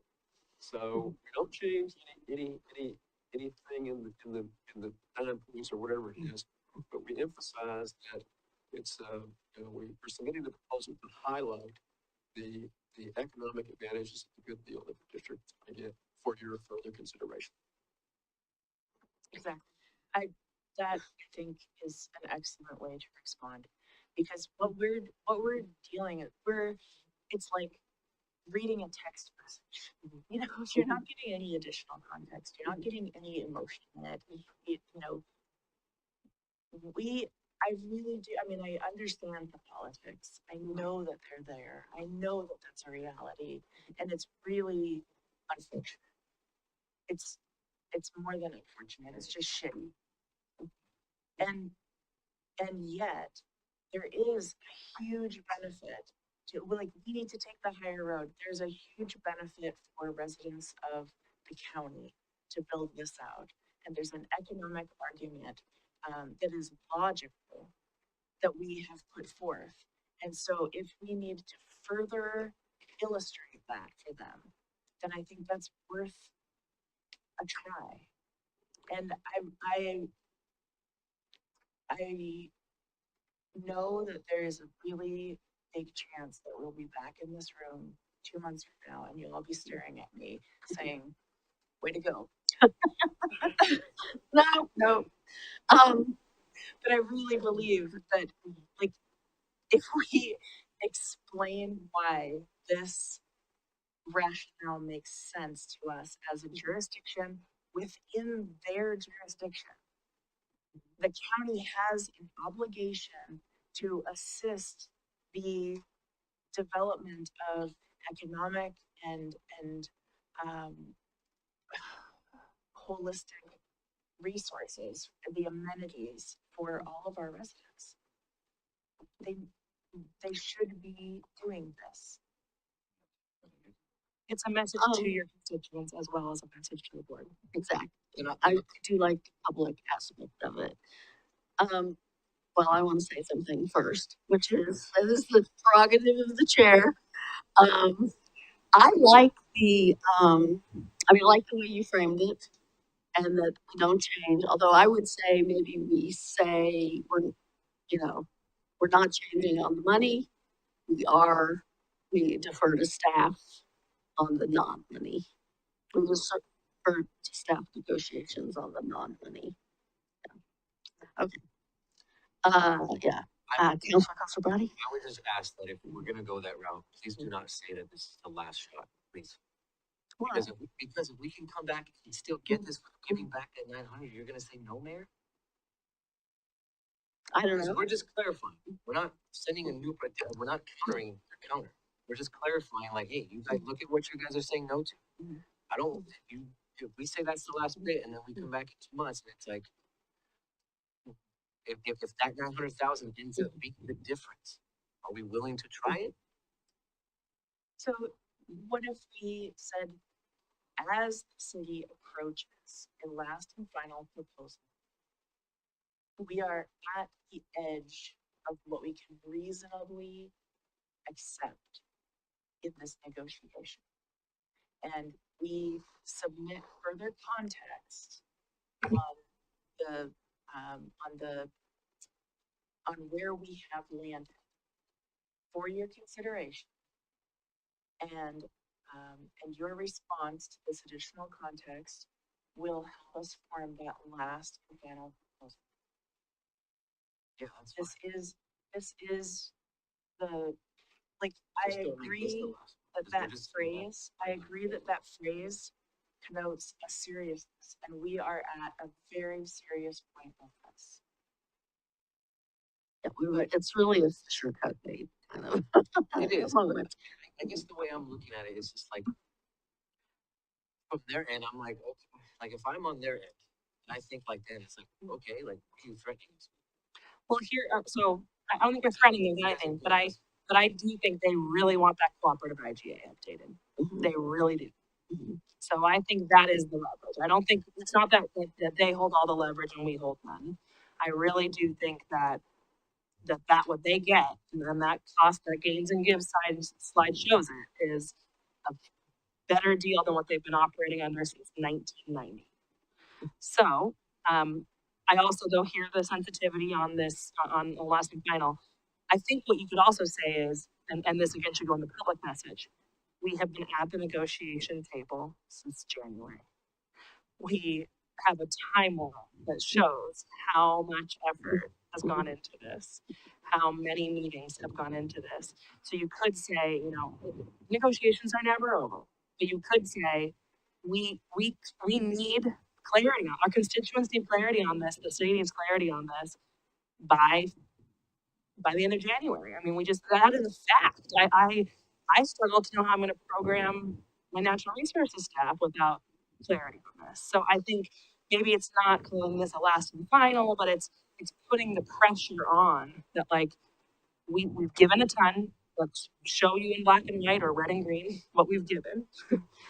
And we can't just back and forth going forever. And, yeah, Because I just don't see where the pressure is on their end. well, I think that's part of, let's make it public. It's maybe time for people to start going back to their meetings and testifying. Once we put this out there as a public document, yeah, I think what you don't have either. I just feel like this has been public. I mean, since I've been on council, we've been discussing this in the public, and we've been putting pressure on past people. But we kind of backed off of that the last year. We kind of backed off of that. There was some public testimony at the Board of County Commissioners meeting in September, whenever it was, October. But generally, we've kind of, not encouraged people to. And I don't think we have ever shown This, yeah. 11 million of added financial responsibility versus 1 million of money that they frankly had already budgeted for this project. I'm telling you, it's probably not going to make a difference. Council President? I think I've been won over to the idea that we need to show this, but I really do take what Councilor Survati is alluding to. Is I think we have to show a substantive change somewhere. So I'd love to talk quickly about some of the cooperative IGA terms, because I think there's opportunities to just give, like depreciation. I think I would defer to you to construct a counter argument, but if it seems financially, That to me is in the let staff. I would say the same. I would say the written approval and an annual review. Maybe we can see if we do an annual review of what they maintain, and we continue to discuss the approval. But is there something there that we could give with the programming rights? I think we could have a conversation. That one, with I the just auditors. need to figure that out, the editors. And with the covering fees for organizations, like $3,000 a year. I really disagree with the principle of 11 million for spending, but as we talk about, okay, I'm willing to take on this small expense to get across the finish line, fine, we can take on that 3,000 a year. And in terms of the maintenance transfer date, if you think it's feasible to do it earlier, I think we can give on that too. So I think we could show through those IGA related pieces, not this pieces, we are compromising on these things. But then, like Councilor Sevenberg is saying, we show a clear financial picture. We explain, just giving that context to this class that we're making. Well, so I guess I go back to what I said before, which is, I'm not sure I would concede all those things. I would just say financial terms, you're standing firm on, non-financial terms are subject to staff negotiation. Staff refinement. Maybe pick one or two that we call out to say we give up on, but I wouldn't go through that whole list personally. I'll just defer that to staff to, Comfort with that? we have a. I'm not sure where we are. Okay, let me recap where I think we are.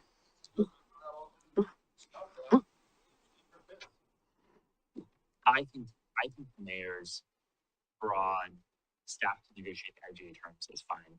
I think there are some that it would be helpful for us to just concede, and maybe that is the fees and organizations, and maybe the same for depreciation. Emma can clarify how big of a difference that is. If it's not, I'm fine to allow her to put that in as a concession. So there are at least two things that we say staff can negotiate further. Councilor Massey? I think the money is our point, and I think that we should, just leave everything on the, you know, the minor issues to staff, because if we go in and we start giving on this and that, then that just makes their own deliberation clunky, and they'll start arguing about this, and their district staff and get in on permits and all this other kind of stuff. We just want them to decide on the money, okay? And so I'm trying to quite frankly help them make a decision, okay? So give them two things to choose, okay? And maybe it is kind of like Councilor Stafford couched the way we present this, the way we present it is, we are willing to concede on some of these, like, we're happy the discussion and come to a reasonable agreement on these. We will leave that staff to staff. But I just want to show the willingness to compromise on some of these IGA terms. What are you saying? I mean, you're saying we're gonna leave it to the staff, and then you're saying we're gonna concede on some issues, for the staff to concede? I don't understand that. I mean, I think it needs to be clear. I think I know what it's saying. Okay. Take the Explain it staff. to me. Yep. So what I'm hearing is like stick with the money stuff, but show flexibility and willingness to work on the cooperative IGA rejections, right? Like you just want to show them like, hey, okay, we'll deal with the money stuff, but we are willing to, because city manager, you mentioned that that's the biggest piece, right? That's our leverage. So if we at least show that we're willing to work with some of those and not just flat out reject everything that they're rejecting, then maybe that does get us a little somewhere, because the cooperative IGA is the one that they're banking. Leave the money alone, but then just tell them like, hey, we're willing to work with some of this stuff. Obviously, this is more staff intensive stuff as opposed to council stuff, but we're willing to work with some of this stuff on the cooperative IGA, but we're not willing to work with the finances on the MVP IGA. Because I have an issue with just sending back the same thing and saying, that's it, right? What are they gonna say? They're gonna send us something back, okay? But if we don't show at least a willingness to. Yeah, and I should reiterate, staff have a great relationship with county staff. This wouldn't be a cold email that's just, here it is, a PDF. So I think I can easily communicate that to Administrator Schmidt. I think I can easily communicate what I think I have heard, which is, we are nearing the end of our ability to keep these negotiations going. On the financial terms of the Milwaukie Bay Park IGA, we are holding firm. What the only way this makes financial sense for us is our full ask when we go on one SDCs and 900,000 of Metro local share free and clear for the Metro email that was sent on December 11th. If those terms are acceptable to your board, then we would like to proceed with staff-to-staff negotiations to work out the details on the other remaining sticking points of the IGA and finalize drafts to bring to our two boards. Yeah. Yes. Yeah. By January 21st, by January 14th. I think January 14th, because I mean, all they're being asked to do is a decision on the money. They're not being asked to wade into the details of all the other stuff, right? Okay. Nods. Joseph, you have a really fun first 2 weeks of January. Thanks, everyone. And sorry, Mira and Laura. Yeah, because we're gonna take a break too before we get to you. Sorry. So we're gonna take a 10-minute break, come back at 9:10.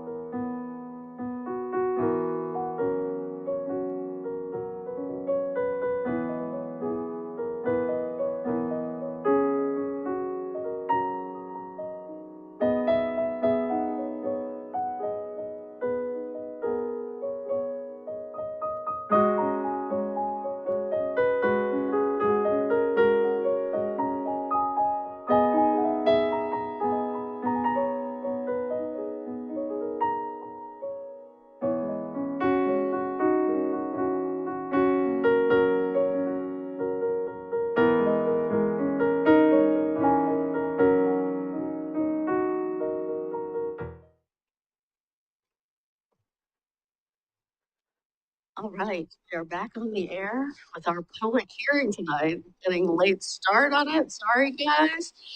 Hopefully it'll be quick though. The public hearing on the proposed street locations of the Hillside Park right-of-way is called to order. The purpose of this hearing is to hear the staff report, take public comments, deliberate, and consider the proposed street vacations in Hillside Park. Does any council member wish to announce actual or potential conflicts of interest? Does any council member wish to report any ex parte contacts regarding this hearing? Seeing none, I will turn it over to a planning director. Our script needs updating. The planning manager, Miraculous. Evening, everyone. Okay. Tonight, council is being asked to hold this public hearing to consider an ordinance that will vacate a portion of the public right-of-way within Hillside Park. Shown here on this map, it's this section of the project. It's a portion of southeast Hillside Court and then southeast A, B, and C streets. And this is for phase 2 of the build out of the Hillside Park project, which will include a new right-of-way alignment and the associated dedications that go with it. Okay. So on November 16th, 2021, council adopted Ordinance 2210, which adopted the final development plan and program for Hillside Park, and that was part of the plan development file number PD 2021-001. And then on March 19th, 2024, council adopted Ordinance 2240, which vacated portions of the public right-of-way related to phase 1 of Hillside Park. So then this is actually the next part of this. So this plan development proposal is for the entire project at Hillside Park, which is owned and operated by the Housing Authority of Clackamas County. The redevelopment of the site involves phased demolition of the existing improvements, including removal of the structures, demolition of the existing roads, removal or abandonment of the underground infrastructure. A new street grid and infrastructure plan is proposed with streets to be realigned and dedicated to create the entire new development. Phase 1 is currently under construction. Building C has already opened and buildings A and B are nearing completion. Phase 2 of the development, which is the subject of this particular hearing and this street vacation application will result in the development of 4 new buildings that you can see here on the site plan, which will total 164 units across the 4 buildings, associated parking, open space, and landscaping improvements. Okay. In the right-of-way vacation process, there's a very specific process that we have to follow. The Housing Authority submitted the petition for the vacation.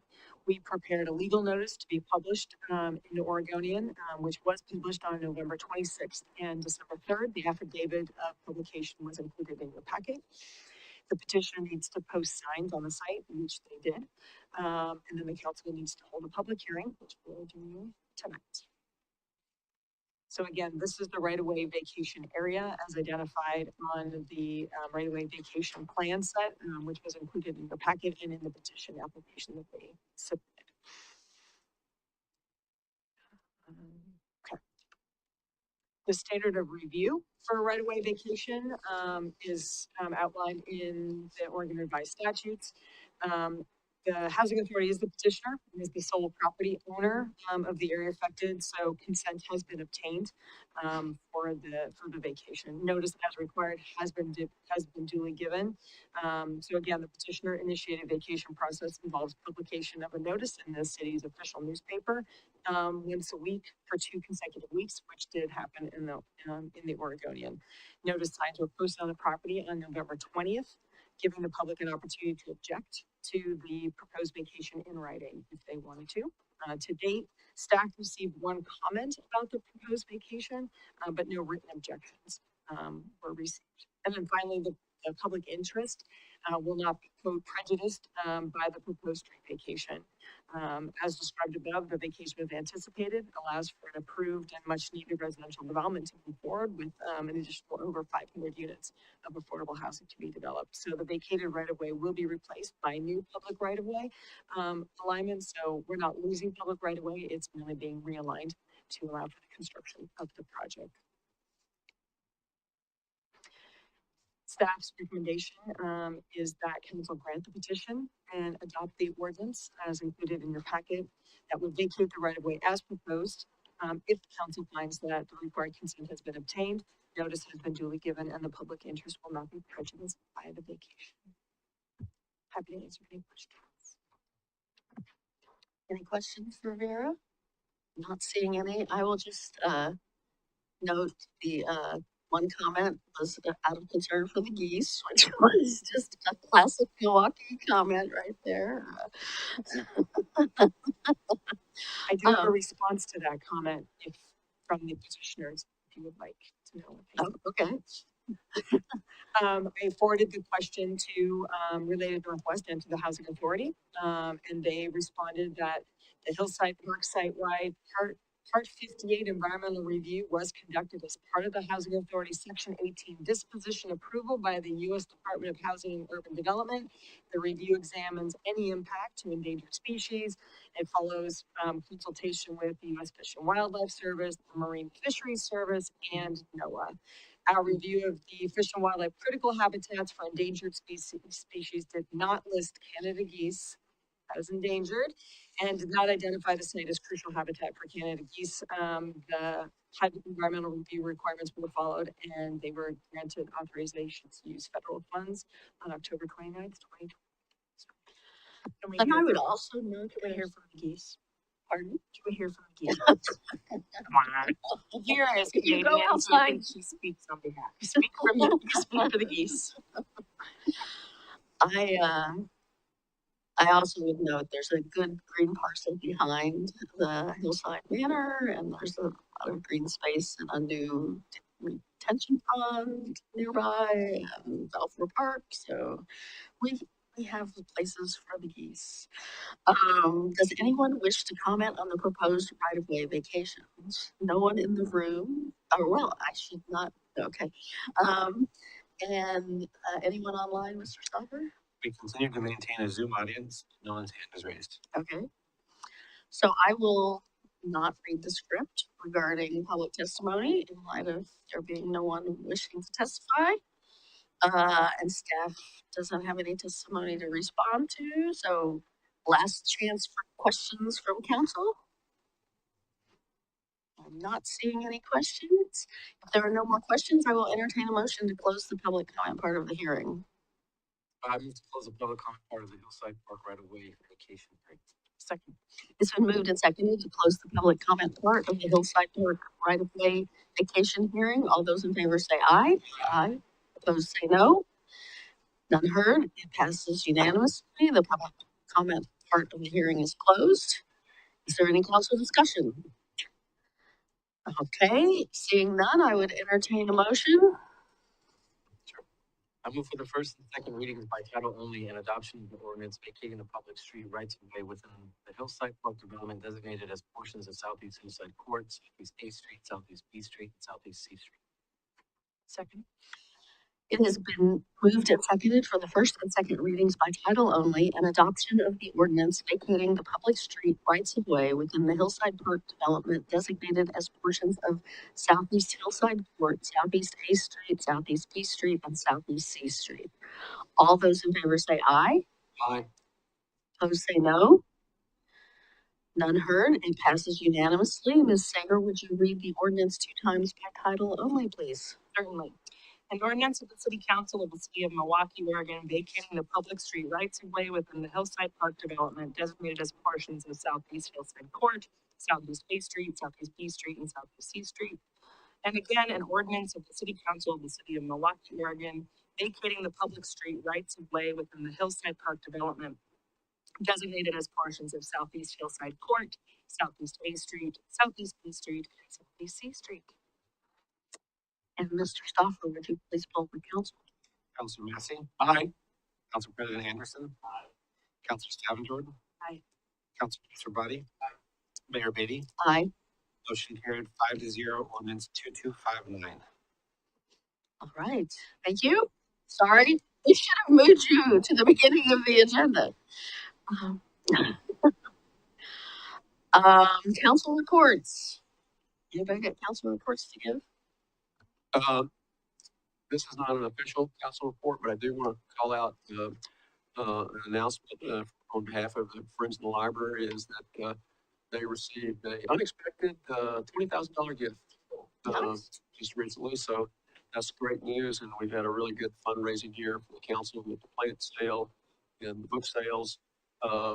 We know what's happening with Milwaukie Floral, so the plant sale is in search for a new home.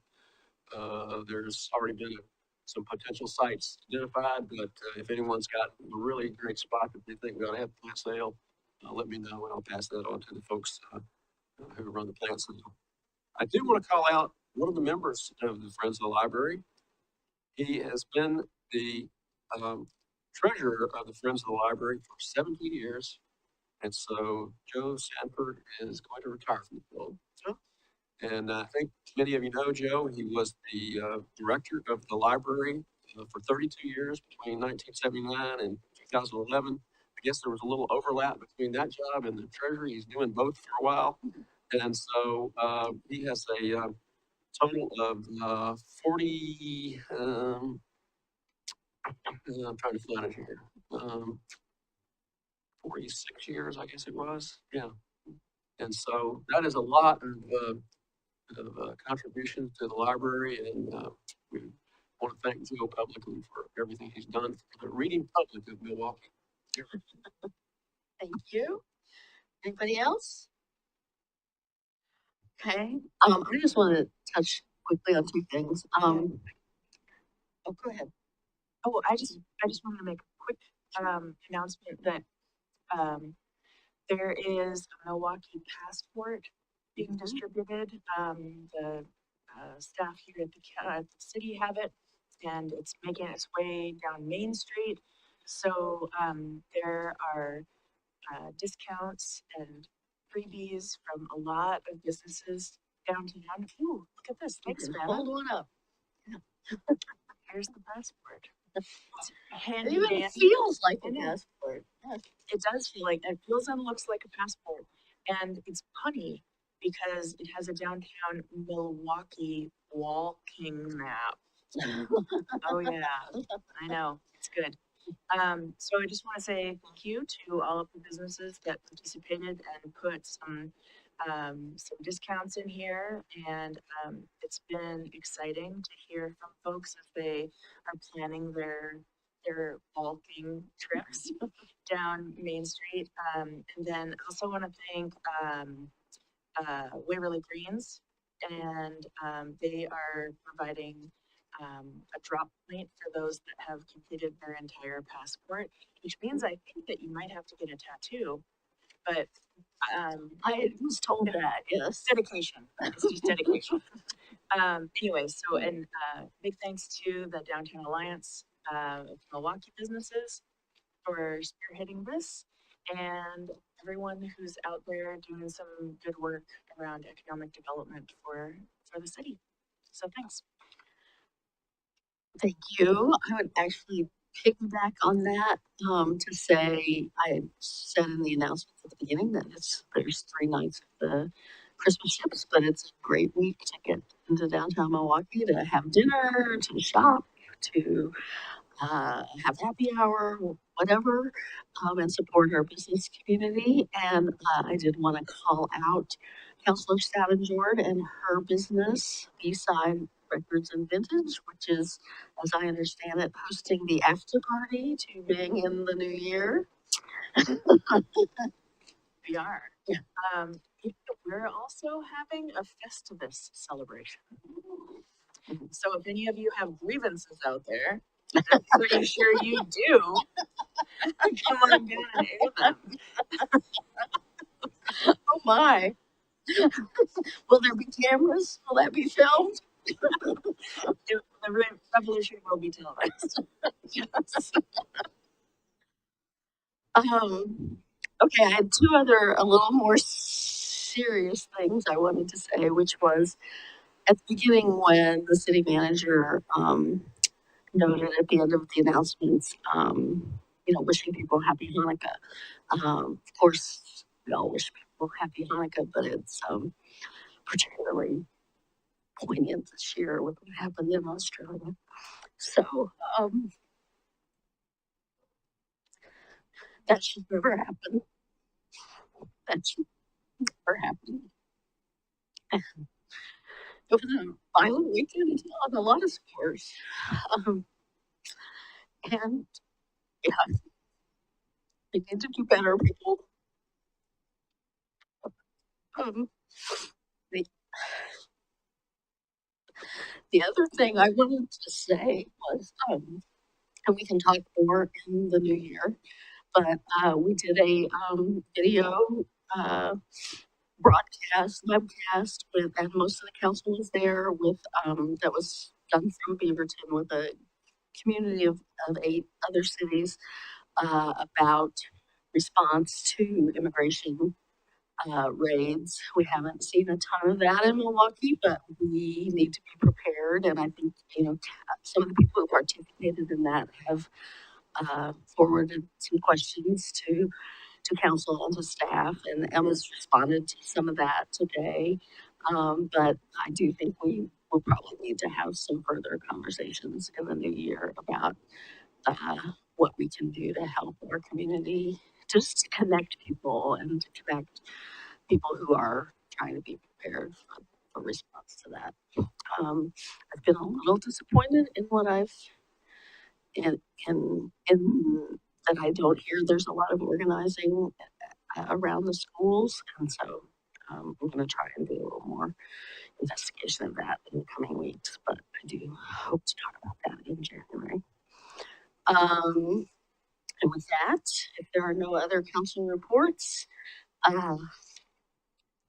we do have an executive session. After the meeting, council will meet in executive session pursuant to Oregon Revised Statutes 192.660 2E to conduct deliberations with persons designated by the governing body to negotiate real property transactions.